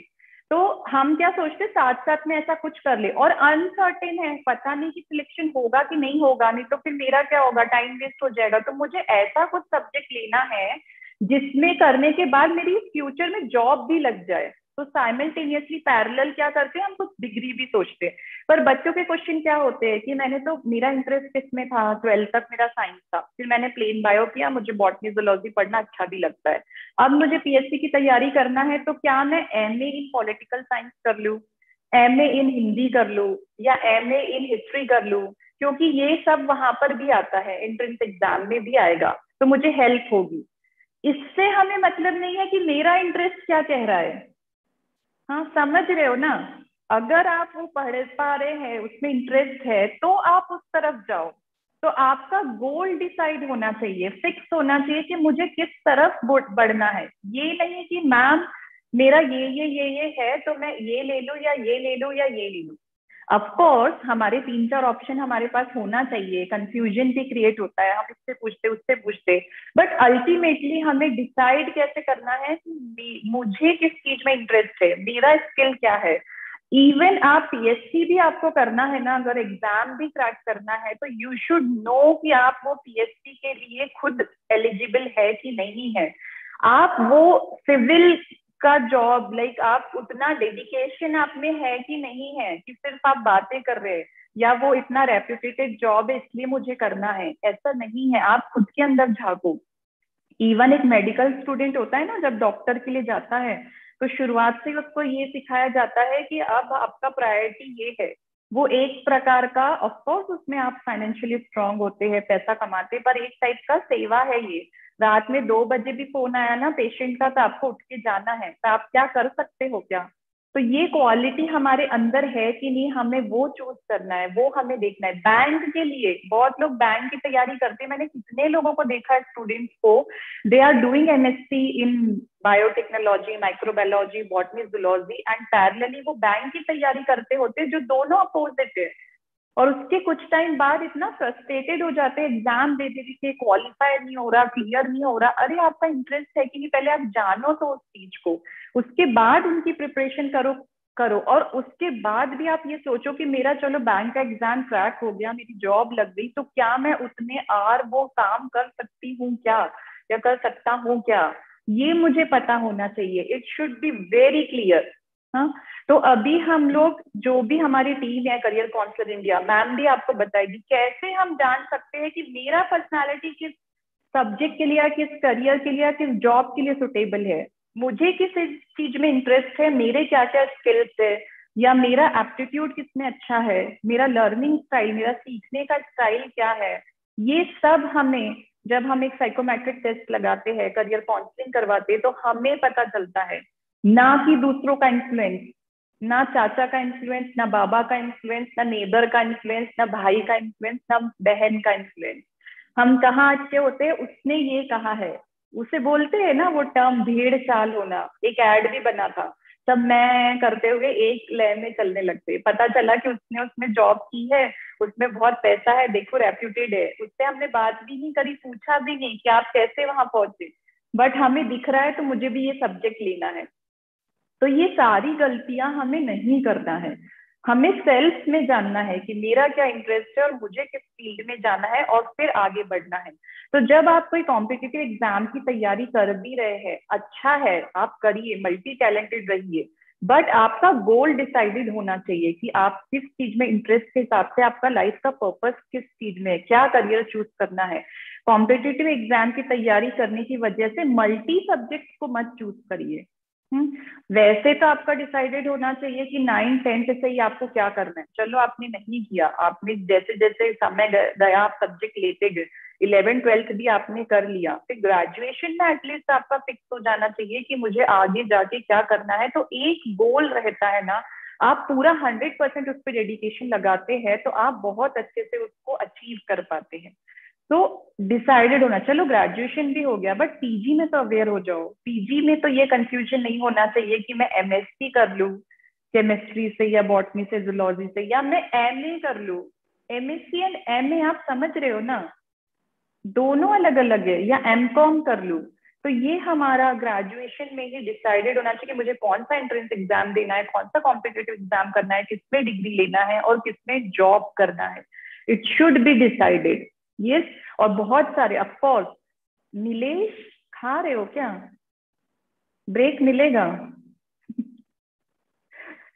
वीडियो ऑफ करने की जरूरत नहीं है, you should be attentive, class चल रहा है हमारा। हाँ, सबके चेहरे पे स्माइल आ गई। तो हमें ये डिसाइड करते हुए आगे बढ़ना है कि हमारा ग्रोथ किस में करना है हमें। हाँ, तो लाइफ हम जो भी, इवन क्या होता है ना, जब आपके इंटरेस्ट या हम ये साइकोमेट्रिक टेस्ट लगा के हम जान पाते हैं तो मजा भी आता है। कई बार हम लोग पढ़ तो लेते हैं, पढ़ने के बाद जब जॉब करते हैं ना तो 1-2 साल में मजा नहीं आता, बोलते हैं ना मुझे जॉब में मजा नहीं आ रहा, मेरे को छोड़ना है। बहुत लोगों का क्वेश्चन होता है कि यार मुझे स्विच करना है, मुझे दूसरे इसमें जाना है, क्यों होता है? Lack of interest. तो वो जानना बहुत जरूरी है। यस यस, सुन रहे हैं ना सभी, एवरीवन, श्रुति, सौरभ्या। सो हमारा जो आज का टॉपिक है, लास्ट टॉपिक, उसकी तरफ चलते हैं। तो उसके लिए मैं बुलाना चाहूंगी हमारी बहुत ही डायनामिक और senior and very charming chairperson of our career counsellor India group, doctor Anupama Maheshwari ma'am, जिनका टॉपिक है दूसरों से प्रभावित होकर अपना करियर का चुनाव करना। So Dr. Anupama Maheshwari ma'am, she is from Bhopal and she is the chairperson of Career Counselor India and she is the director of Act to Enable Aadhaar Center that is in Bhopal. She is acting as a career counselor for the last 16 years. She helped thousands of students and parents to choosing a right career option based on their inherent talent. She has mastery over psychometric assessment test. So I would like to invite Dr. Anupama Maheshwari ma'am. Ma'am, over to you. Thank you Niharika and बहुत बहुत बहुत सारी शुभकामनाएं मेरे प्यारे प्यारे जो students मुझे यहाँ दिख रहे हैं, charming faces, beautiful faces and smiling faces. और आई एम श्योर नीलेश हमारे साथ शेयर करेगा जो भी वो खा रहा है बाद में। तो एनी हाउ आज जो हम डिस्कशन कर रहे हैं बच्चों वो बहुत इंपॉर्टेंट है क्योंकि हमें कोई समझाने और सिखाने वाला नहीं था। आप लोग ब्लेस्ड हैं कि आप लोगों के पास ऐसे टीचर्स और ऐसे मेंटर्स हैं जो अपनी गलतियां आप लोगों के साथ इसलिए शेयर कर रहे हैं ताकि आप समझ सकें। जैसे कि निहारिका मैम ने भी बोला, प्रणीता मैम ने भी बोला और सारी मैम ने बोला कि हम लोग ह्यूमन बींग्स हैं और गलतियां हमसे हो जाती हैं। तो कोई बात नहीं है, क्या करना है शुरुआत मैं जरूर करूंगी अपनी ही कहानी से और थोड़ा सा आपको ना लाइक 20 इयर्स बैक लेके जाऊंगी जब मैं क्लास 10th में थी। तो जब क्लास 10th में थी तो ऑब्वियसली अच्छे मार्क्स आ गए। अच्छे मार्क्स आने का मतलब तो यही है ना कि आपको क्या सब्जेक्ट पढ़ना चाहिए, साइंस। तो मेरे स्कूल से क्योंकि मेरी सारी सहेलियां फिजिक्स, केमिस्ट्री, मैथ्स और बायोलॉजी पढ़ रही थी तो उन्होंने मुझे भी बोला कि क्योंकि अपन इकट्ठा रहेंगे ना तो गैंग बना के रहेंगे तो तुम भी यही सब्जेक्ट ले लो। कहीं ना कहीं मुझे पता था कि यार ये मैथ्स वैथ्स मुझसे चलेगा नहीं, लेकिन अपनी सहेलियों का साथ कौन छोड़ेगा। तो मैंने भी पीसीएम भी पढ़ना शुरू कर दिया। अब क्लास 11 धीरे धीरे आगे बढ़ने लगी और वैसे वैसे मेरा कॉन्फिडेंस नीचे गिरने लगा क्योंकि एक स्टूडेंट जो 10th तक बहुत अच्छे मार्क्स लेके आती थी 11th एंड 12th में वो बेयरली पास होने की कोशिश कर रही थी, फाइट कर रही थी अपने आप से लड़ने की कि मैं कैसे पास करूं, मुझसे हो नहीं रहा था। मजे की बात ये कि अड़ोसी पड़ोसी सबको चिंता हो रही थी मेरी पढ़ाई की, पर कोई ये जानने की कोशिश नहीं कर रहा था कि हो क्या रहा है। उन सबको लग रहा था अरे ये शायद मन चुराने लग गई है, नालायकी कर रही है, ऐसे लेबल्स हमारे अड़ोसी पड़ोसी लोग बहुत आराम से लगा देते हैं। मम्मी पापा को भी थोड़ा सा बिलीव होने लग गया कि ऐसा तो नहीं ये सच में ही नहीं पढ़ना चाह रही हो, ये क्यों इतनी अच्छी स्टूडेंट थी, इसके मार्क्स आने क्यों कम हो गए, तरह तरह के डाउट्स। तो ये डाउट्स मेरे ऊपर आने लग गए। अब ऑलरेडी इंटरनल इतनी फाइट चल रही है सब्जेक्ट के साथ। मैथ्स तो मेरे को आज भी सुनती हूँ तो नाइटमेयर्स आ जाते हैं, रोंगटे खड़े हो जाते हैं। तो एक तो ये फाइट, फिर दूसरी फाइट कौन सी, दूसरी फाइट जो अड़ोस पड़ोस के लोग हमारे घर में क्रिएट कर रहे थे। बड़ी मुश्किल से 12वीं पास हुई। बड़ी मुश्किल से मतलब मैं कहूंगी मैथ्स में तो 40% मार्क्स से 12वीं पास हुई। ऑल टुगेदर बेयरली 60% मार्क्स से मैंने 12th पास किया और जिसमें कि मैंने 85% क्लास 10th में तब स्कोर किया था जबकि 85% का बहुत वैल्यू होता था। आजकल तो आप लोगों के लिए 85 का कोई वैल्यू नहीं है। तो एनी हाउ फिर बहुत डिप्रेशन, फ्रस्ट्रेशन बहुत ज्यादा, आई मीन इतना कि एक लड़की जो कि इतनी जॉवियल होती थी, जो सबसे मिलना जुलना पसंद करती थी, उसने लोगों से बात करनी छोड़ दी।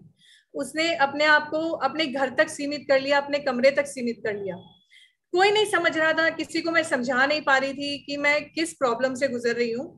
उस समय न्यूज़पेपर में एक करियर काउंसलर्स होती थी, आज भी है, मतलब मैं उनको मदर ऑफ करियर काउंसलर बोलूंगी। तो उषा मैम न्यूज़पेपर में कुछ करियर आर्टिकल्स दिया करती थी और बाय चांस मैं वो पढ़ती थी, मुझे अच्छा लगता था उनको पढ़ना। हिम्मत करके मैंने भी उनको एक बार पोस्ट कार्ड लिख दिया, मैम ऐसी ऐसी प्रॉब्लम है, मैं ये सब फील कर रही हूँ। मैडम का पहला प्रश्न मेरी तरफ आया, मतलब थ्रू पोस्ट कार्ड ही उन्होंने मुझे अपना फोन नंबर दिया और उनको लगा कि ये बच्ची से बात करने की जरूरत है क्योंकि हो सकता है ये सुसाइडल ना हो जाए। ऐसे भी ख्याल मन में आने लग गए थे कि कहीं कुछ सुसाइडल ना हो जाए या कहीं कुछ लाइफ खत्म ना कर ले टाइप्स। तो मैम ने अपना नंबर दिया और बोला कि आप मुझसे बात कीजिए। तो मैंने मैम को फोन लगाया, उनकी ड्यू रिस्पेक्टेड फी, प्रोफेशनल फीस उनकी दी। मैम को फोन लगाया, मैम से अपनी बात कही। तो मैम ने मुझसे सबसे पहला प्रश्न पूछा, हु आर यू, कौन हो तुम। मैंने कहा मैम मैं अनुपमा हूँ और मैं ये क्लास 12th में पढ़ रही हूँ। तो बोले वो तो बेटा तुम्हारा बाहरी रूप है, उससे तो तुम्हें दुनिया जानती है, तुम अपने आप को कैसे जानती हो, क्या तुम्हारे अंदर की खूबियां हैं? तो मैंने कहा खूबियां मैम, मैं ड्राइंग कर लेती हूँ, मैं ये कर लेती हूँ, मुझे थोड़ा इंटीरियर डेकोरेशन करना पसंद है। तो बोले कितना? तो मैंने कहा कितना तो मुझे नहीं मालूम मैम। तो बोली फिर क्या इसको करियर बना सकती हो? तो मैंने कहा मैम मैं श्योर नहीं हूँ कि ये इतना है कि मैं करियर बना सकूँ। तो उन्होंने बोला कोई बात नहीं, हम ऐसा करेंगे कि हम एक छोटा सा तुम्हारे ऊपर टेस्ट करेंगे जिससे हम ये फाइंड करें कि तुम्हारी खूबियां क्या है, क्योंकि तुमको नहीं पता। अगर तुमको पता होती तो बात खत्म थी, बट जब तुमको नहीं पता और मैं तो तुम्हें जानती नहीं हूँ, तुमने तो मुझसे अभी पत्रचार शुरू करा है, तो मैं तो तुम्हें नहीं जानती हूँ, तो मैं तो तुम्हें जानने के लिए मुझे तो कुछ ना कुछ श्योरिटी चाहिए रहेगी। जैसे तुम डॉक्टर के पास जाती हो और कोई प्रॉब्लम बताओगी तो डॉक्टर क्या बोलेगा, भाई ये टेस्ट करा के ले आओ, तब मैं बता सकता हूँ कि हेमोग्लोबिन कितना कम है या क्या ज्यादा है या क्या कम है। इसी प्रकार से हमारे कुछ टेस्ट होते हैं जो कि बहुत जरूरी होते हैं ये जानने के लिए कि किसी भी व्यक्ति के पोटेंशियल्स क्या हैं। मैंने कहा ओके मैम ठीक है, मैं ये टेस्ट करना चाहूंगी। तो मैम ने वो टेस्ट मेरे ऊपर लगाए और मुझसे जो उन्होंने बताया, मतलब मैं उस बात से एग्री नहीं कर रही थी उस समय, क्योंकि मुझे लग रहा था नहीं ये शायद सही नहीं है, लेकिन आज जब मैं उस चीज को देखती हूँ तो वो एकदम ही सही बातें थी। और वही एक मेरा निर्णायक दिन था जब मैंने सोचा कि मुझे भी इसी फील्ड में आना है, क्योंकि मेरे जैसे बहुत सारे और भी बच्चे थे उस समय भी और आज भी हैं जिनको कि एक प्रॉपर करियर गाइडेंस नहीं मिलता। आई एम श्योर आप लोग भी 11th एंड 12th में लौटेंगे तो आप भी ये चीज, बहुत सारे लोगों ने ये फेस करी होगी। अगर हमारे बीच में हमारे सीनियर मेंबर्स हैं, हमारे मैम लोग हैं, आई एम श्योर उन लोगों ने भी ये चीज फेस करी होगी। अगर आप लोगों के पेरेंट्स वर्किंग है तो आई एम श्योर उन लोगों ने भी ये प्रॉब्लम फेस करी होगी। तो निहारिका मैं आपसे चाहूंगी प्लीज एक स्लाइड लगा दीजिए। तो अब ये मैम ने हमारे ऊपर एक टेस्ट लगाया और टेस्ट लगाने के बाद मैम ने मुझसे बताया कि देखो हम जब भी व्यवसायिक रूप से किसी व्यक्ति को समझते हैं तो हम जनरली 6 तरीकों से उस व्यक्ति को समझना चाहते हैं। मैं ही 1 मिनट रुकिए, आप प्लीज अलाउ कीजिए मुझे स्लाइड लगाने के लिए।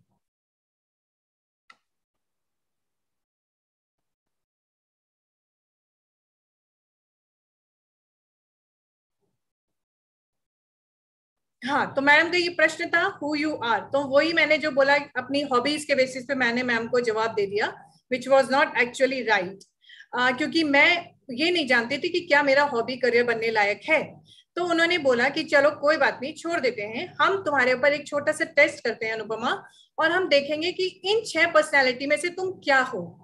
तो मैंने कहा मैम ये 6 टेस्ट ये कैसे हम लोग करेंगे? तो उन्होंने बोला कोई प्रॉब्लम नहीं है, मैं आपको ये टेस्ट बाय लेटर भिजवा देती हूँ और आप बस मुझे ये टेस्ट करके भेज दीजिएगा।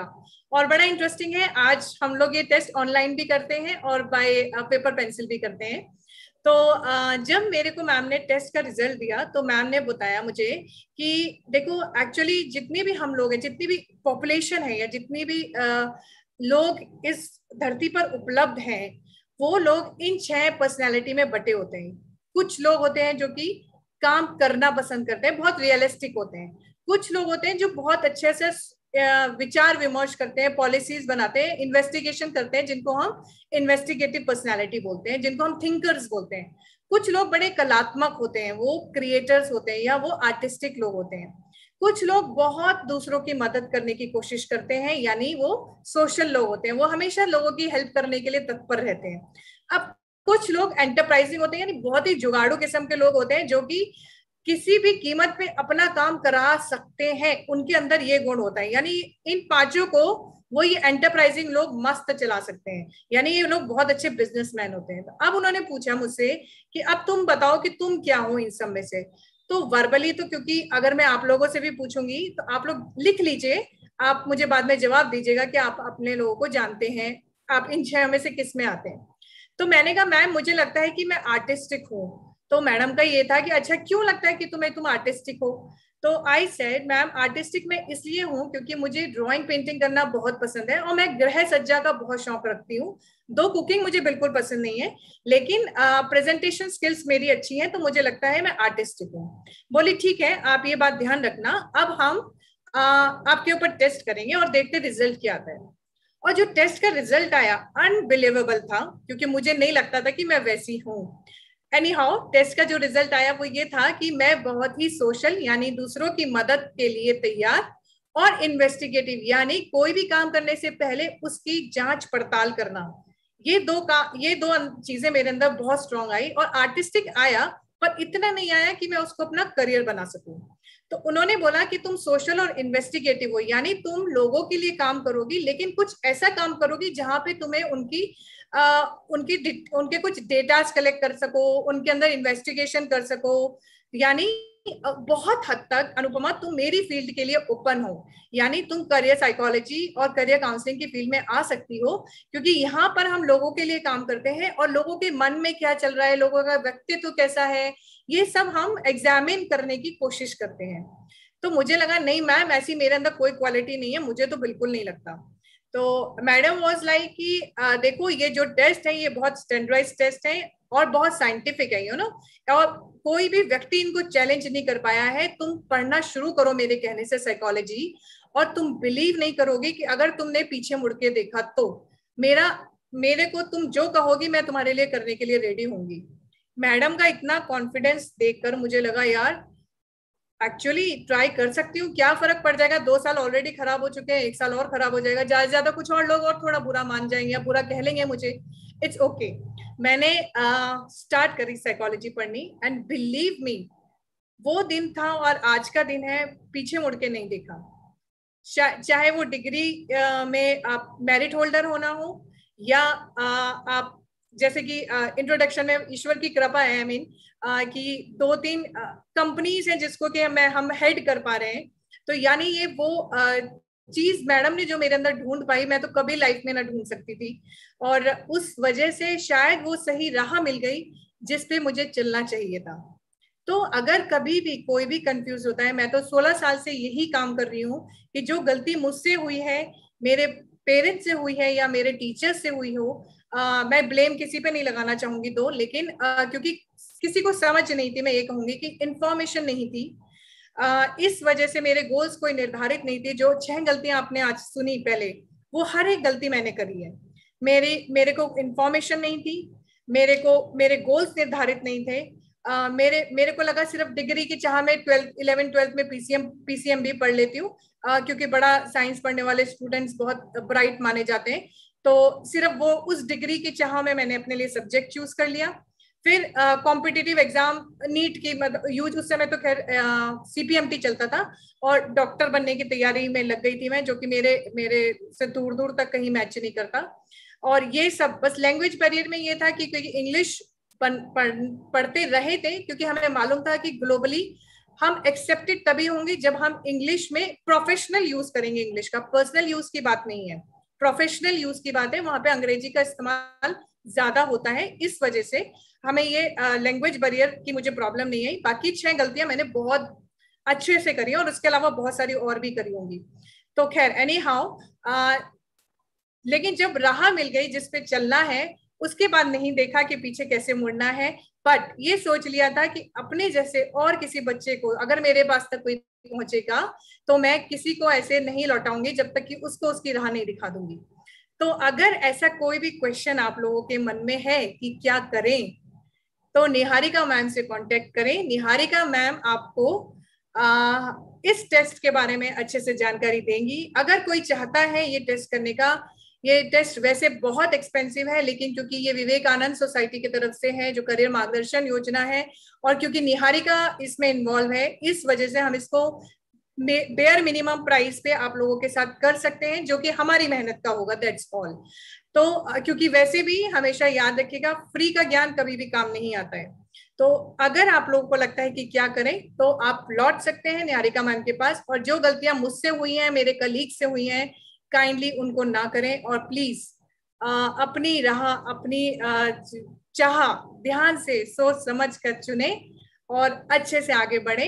कोई भी सब्जेक्ट छोटा बड़ा नहीं है, कोई भी विषय जिसको मैं कहूँ, क्योंकि मैं ह्यूमैनिटीज में आई साइंस के बाद, और मुझे लगा कि ह्यूमैनिटीज से तो बेहतर, ह्यूमैनिटीज जिसको आप जनरली आर्ट्स के तौर पे जानते हैं, यानी उससे बेहतर तो कुछ भी कोई भी सब्जेक्ट नहीं है जो कि ह्यूमन बीइंग्स के लिए है।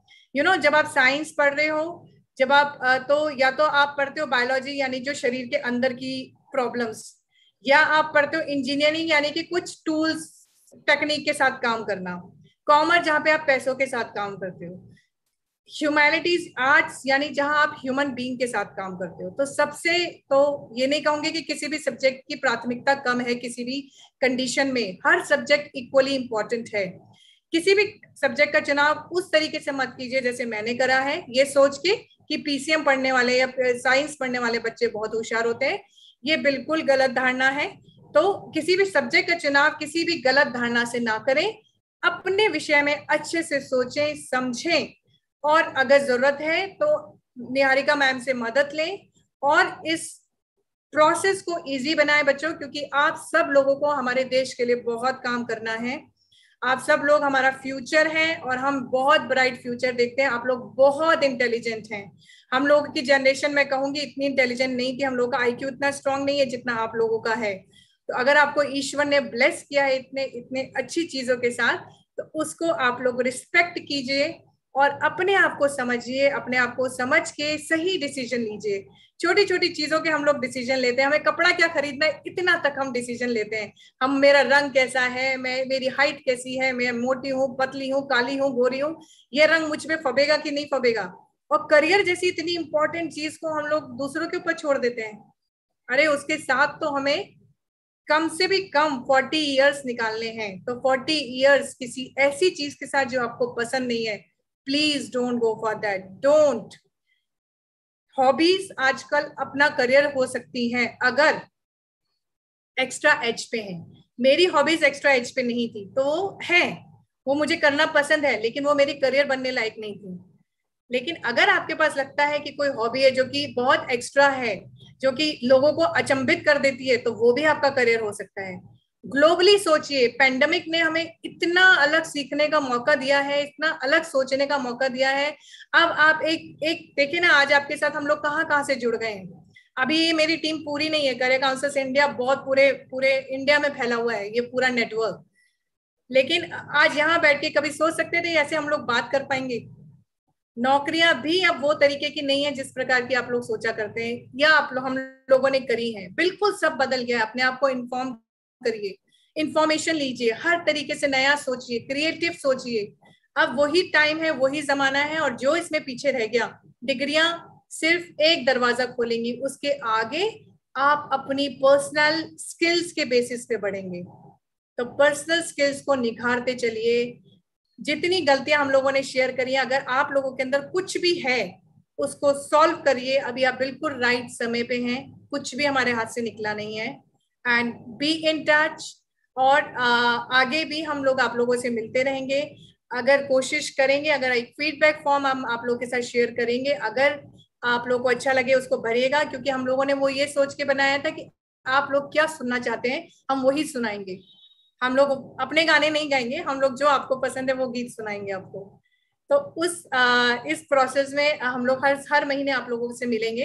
हर महीने हम कुछ नई टेस्ट के बारे में भी आप लोगों को इन्फॉर्म करेंगे।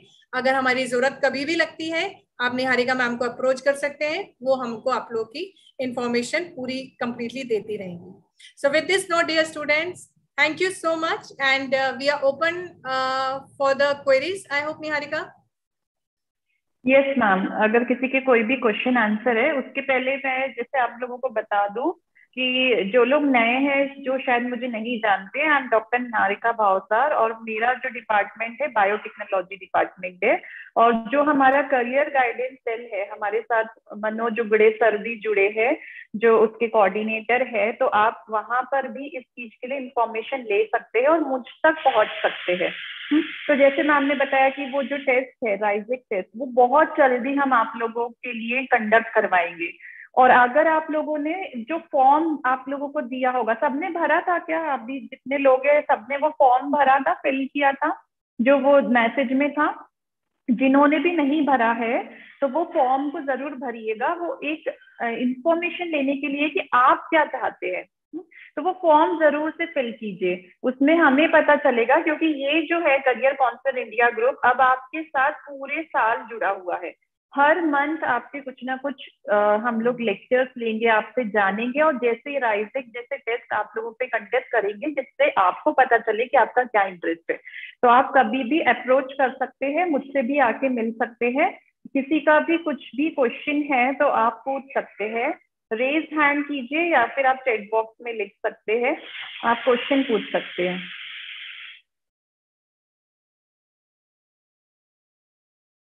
Yes, any question? Deepika and Komal ने हैंड रेज किया है, आपका कोई क्वेश्चन है क्या? तो आप अनम्यूट कर सकते हैं अपने आप को।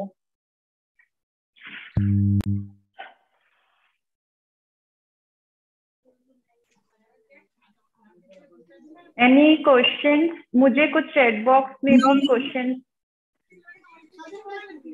Yes, so I just want to add. Someone asked me कि मेरा ग्रेजुएशन किसमें है, तो I just want to add कि मेरे ग्रेजुएशन से क्या होगा। वही बात हो गई ना कि मैंने क्या किया है, you just want to follow that, और हम आपको वही सिखाना चाहते हैं कि आपका क्या इंटरेस्ट है आप वो कीजिए। तो वैसे मैं बता दूं, मेरा BSc बायोटेक है, then I have done MSc in biotechnology, then B.Ed, then PhD in biotechnology. Then I have done certification in functional English and MS in psychology, like family and counseling therapy, और certified career counselor. तो कभी भी आपको कुछ भी इससे related inquiry है तो यू कैन आस्क मी, और हमारी पूरी करियर काउंसलर इंडिया ग्रुप भी आपके साथ जुड़ी है, आप उनसे भी कनेक्ट हो सकते हैं। एंड किसी बच्चे ने शेयर किया है कि अभी टीचर और स्टूडेंट का बॉन्ड भी बहुत कम हो गया है कॉलेज में, जिससे कि वो ही हमें बता सकते हैं क्या सही है क्या गलत है, तो जो वो नहीं जान पा रहे। तो जरूर आप अपने टीचर से कनेक्ट होइए, कोई इशू नहीं है, वो आपको बताएंगे। कई बार हम ही प्रॉपरली उन्हें रिप्रेजेंट नहीं कर पाते हैं कि हम क्या चाह रहे हैं, हम अपना ही एक्टिवनेस नहीं शो कर पाते। हम एक्टिव रहते हैं, प्रॉपर स्टडी कर रहे हैं, तो जरूर से टीचर रिस्पॉन्ड करेंगे। एंड किसी बच्चे का क्वेश्चन है, मैम आई जस्ट आपसे भी मैं पूछना चाहूंगी कि यही डिसाइड नहीं हो पाता है कि कैसे करें ये सब डिसाइड। तो आई गेस आपने बताया कि ये जो राइजिक टेस्ट है, ऐसे कुछ टेस्ट लगा के, जैसे मैम ने हम उनका स्टोरी शेयर किया कि उन्हें कैसे पता चला, तो हम भी इन टेस्ट के थ्रू पता कर सकते हैं कि हमें क्या चाहिए, हमें किस चीज में लेना पड़ेगा, लेना चाहिए। Ma'am, I'm very much interested and eager to read Vedas and Shastra. Is there any scope in that field?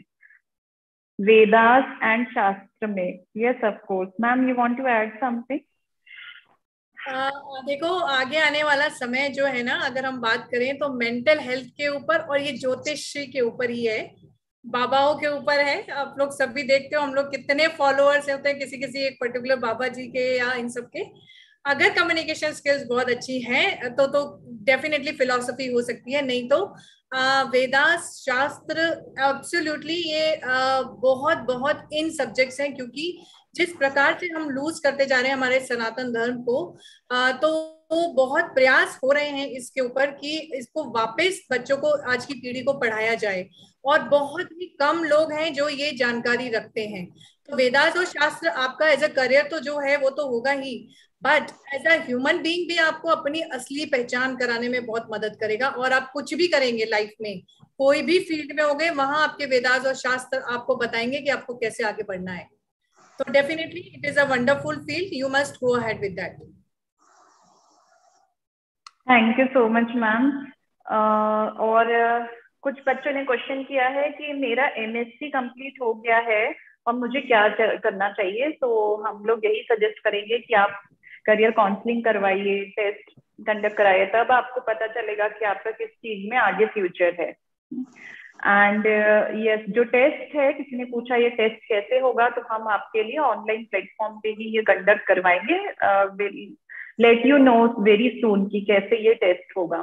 And very nominal charges, आप सभी कर सकते हैं, कोई इशू नहीं है।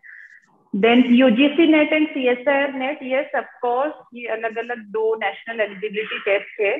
फ्यूचर में मैम हम इन सब चीजों पे भी बात करेंगे ना, सब्जेक्ट वाइज। आप लोग सभी स्टे ट्यून्ड, आप कनेक्टेड रहिए, आपको हर एक फील्ड का इंफॉर्मेशन मिलेगा। आपको धीरे धीरे करके हम हर सब्जेक्ट से रिलेटेड क्या क्या अपॉर्चुनिटीज है उसकी भी डिटेल हम आपको देंगे। आज फर्स्ट लेक्चर में जस्ट ये था कि आप अवेयर हो जाइए पहले तो क्या क्या गलतियां आप कर रहे हैं। End of course internship opportunities अभी कॉलेज में काफी कुछ आने वाली है, जो हमारे करियर गाइडेंस सेल, स्वामी विवेकानंद करियर गाइडेंस सेल के हमारे कोऑर्डिनेटर सर जुड़े हैं, मैं उनको भी इनवाइट करूंगी। सर अगर आप यहाँ हैं, मुझे सुन रहे हैं, doctor Manoj Ugade sir,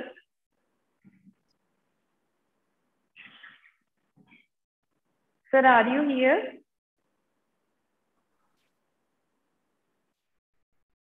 okay, so हम सर से भी कनेक्ट करेंगे because we are very thankful to him, क्योंकि उनका भी काफी एफर्ट था कि हम ये लेक्चर कंडक्ट कर पाए एंड CCIN ग्रुप से MOU करवा पाए हैं कि हम कंटिन्यू ये लेक्चर्स और आपको गाइड करते रहेंगे। तो एनी अदर क्वेश्चन, किसी को कुछ और क्वेश्चन करना है? Anything else to ask to share? आपको कैसा लगा? Yes Sobia, was it fruitful? क्या अच्छा रहा? Yes ma'am, of course. क्या एक्सपीरियंस रहा? आपने सबका स्टोरी सुना, आप कुछ कनेक्ट कर पाए? हाँ मैम, सब्जेक्ट वाइज तो थोड़ा बहुत, जैसे 10 के बाद साइंस लेना, पर वो कुछ कॉलेज का वो मतलब जो 10, 11, 12 के लिए जो स्कूल डिसाइड किया था वो गलत हो गया था। और मुझे नीट फील्ड में नहीं जाना, मुझे मेडिकल फील्ड में, मतलब अब बायोटेक्नोलॉजी में थोड़ा इंटरेस्ट है, लैब वर्क और उसमें। ओके, बढ़िया Sobia. So yes, anything else, any question? Ma'am anything to add? Okay, so at last, I would like to invite Dr. Archana Mishra, ma'am, professor in JH College, Betul, for vote of thanks. Yes, Archana, ma'am, over to you.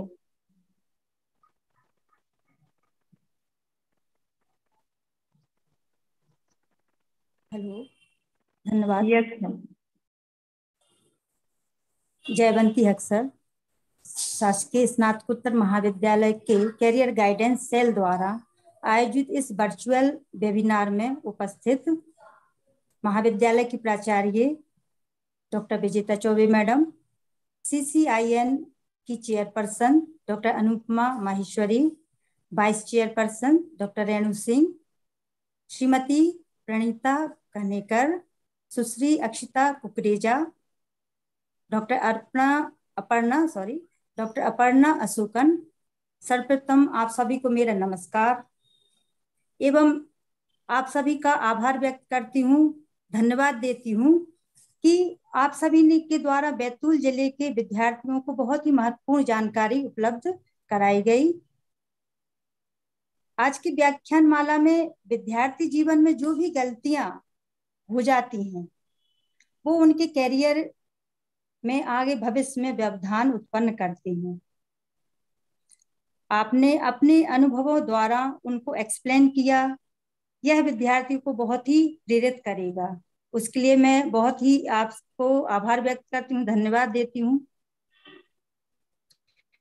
ऐसा मानते हैं हम अपने जीवन में जब तक ठोकर नहीं खाते तब तक सीखते नहीं हैं, लेकिन यदि हम अलर्ट रहते हैं, अवेयर रहते हैं, तो ठोकर लगने का सवाल ही नहीं उठता।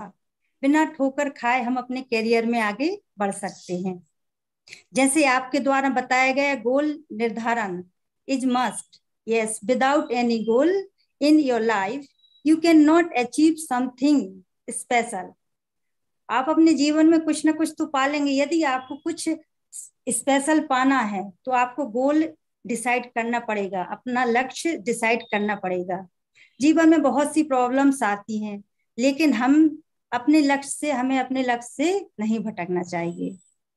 अपना गोल पूरा करने के लिए जानकारी का अभाव, जैसे कि मैडम ने बताया कि बिना जानकारी के अभाव से हम आगे नहीं बढ़ सकते। तो ये बात सच है कि जब तक आपको अपने लक्ष्य को पाने के लिए जानकारी नहीं मिलेगी तो आप अपने लक्ष्य को पूरा नहीं कर पाएंगे। दूसरा, जैसे कि मैडम ने बताया, लैंग्वेज प्रॉब्लम बहुत आती है। बहुत से, जब कभी आप अपनी कंट्री में ही देख लीजिए, लैंग्वेज की प्रॉब्लम, आप साउथ चले जाइए, विदाउट जो इंग्लिश है आप वहां पे सरवाइव नहीं कर सकते। फॉर एग्जाम्पल आल्सो मी, जब मैं साउथ इंडिया बहुत से इंटरव्यू देने गई तो वहां पे इंग्लिश बहुत जरूरी थी। या तो आपको वहाँ की लोकल लैंग्वेज आनी चाहिए या इंग्लिश आने चाहिए। तो जो ग्लोबल लैंग्वेज है इंग्लिश, वो आप सभी को आना चाहिए। मैडम के द्वारा इतने अच्छे अनुभव आप लोगों के साथ शेयर किए गए, उसके लिए मैं बहुत बहुत धन्यवाद देती हूँ। और सभी बच्चों के लिए, विद्यार्थियों के लिए शुभकामनाएं देती हूँ कि महाविद्यालय द्वारा जो कैरियर गाइडेंस सेल है वो आप लोगों के लिए समय समय पर बहुत सी ऐसे कैरियर से संबंधित व्याख्यान करती है, साथ में बहुत से आपके रोजगार उन्मुखी कार्यक्रम करती है। तो आप सभी विद्यार्थियों को भी मैं धन्यवाद देती हूँ, आभार व्यक्त करती हूँ कि आप लोग जुड़ते हैं और ऐसे ही जुड़े रहिए। धन्यवाद सभी के लिए। Over to Niharika madam. Thank you so much ma'am. Yes, of course किसी ने शेयर किया है, this sessions are so helpful, keep organizing this type of session. आप लोग भी कनेक्टेड रहिए, टच में रहिए, आप लोगों के ग्रुप में इंफॉर्मेशन आती रहेगी और हम आपको फिर से नए टॉपिक के साथ मिलेंगे एंड श्योरली टेस्ट भी कंडक्ट करेंगे जो आपको करियर या जॉब चूज करने में बहुत हेल्प करेंगे। तो thank you so much all of you, everyone, student, professor of the JH college and member of the CCIN Career Counselor India Group. Thank you so much. Bye bye. Bye. Thank you. Thank you, ma'am. Thank you, ma'am. Thank you, ma'am. Thank you, ma'am. Thank you, ma'am. Thank you so much, ma'am. Ma'am next time meeting कब होंगी आप? या आप लोगों को update करेंगे, group में message आते रहेंगे, आप देखिएगा कि ये करियर काउंसलर इंडिया, क्योंकि मैसेज तो बहुत सारे आएंगे आपको, कुछ कुछ एक्टिविटीज, बट आप देखिए कि ये करियर काउंसलर इंडिया ग्रुप से कब हो रहा है, नेक्स्ट मंथ प्रोबेबली। मिस आप कहाँ से हो miss? JH college? Yes, JH college Betul. हाँ, आज तक तो देखो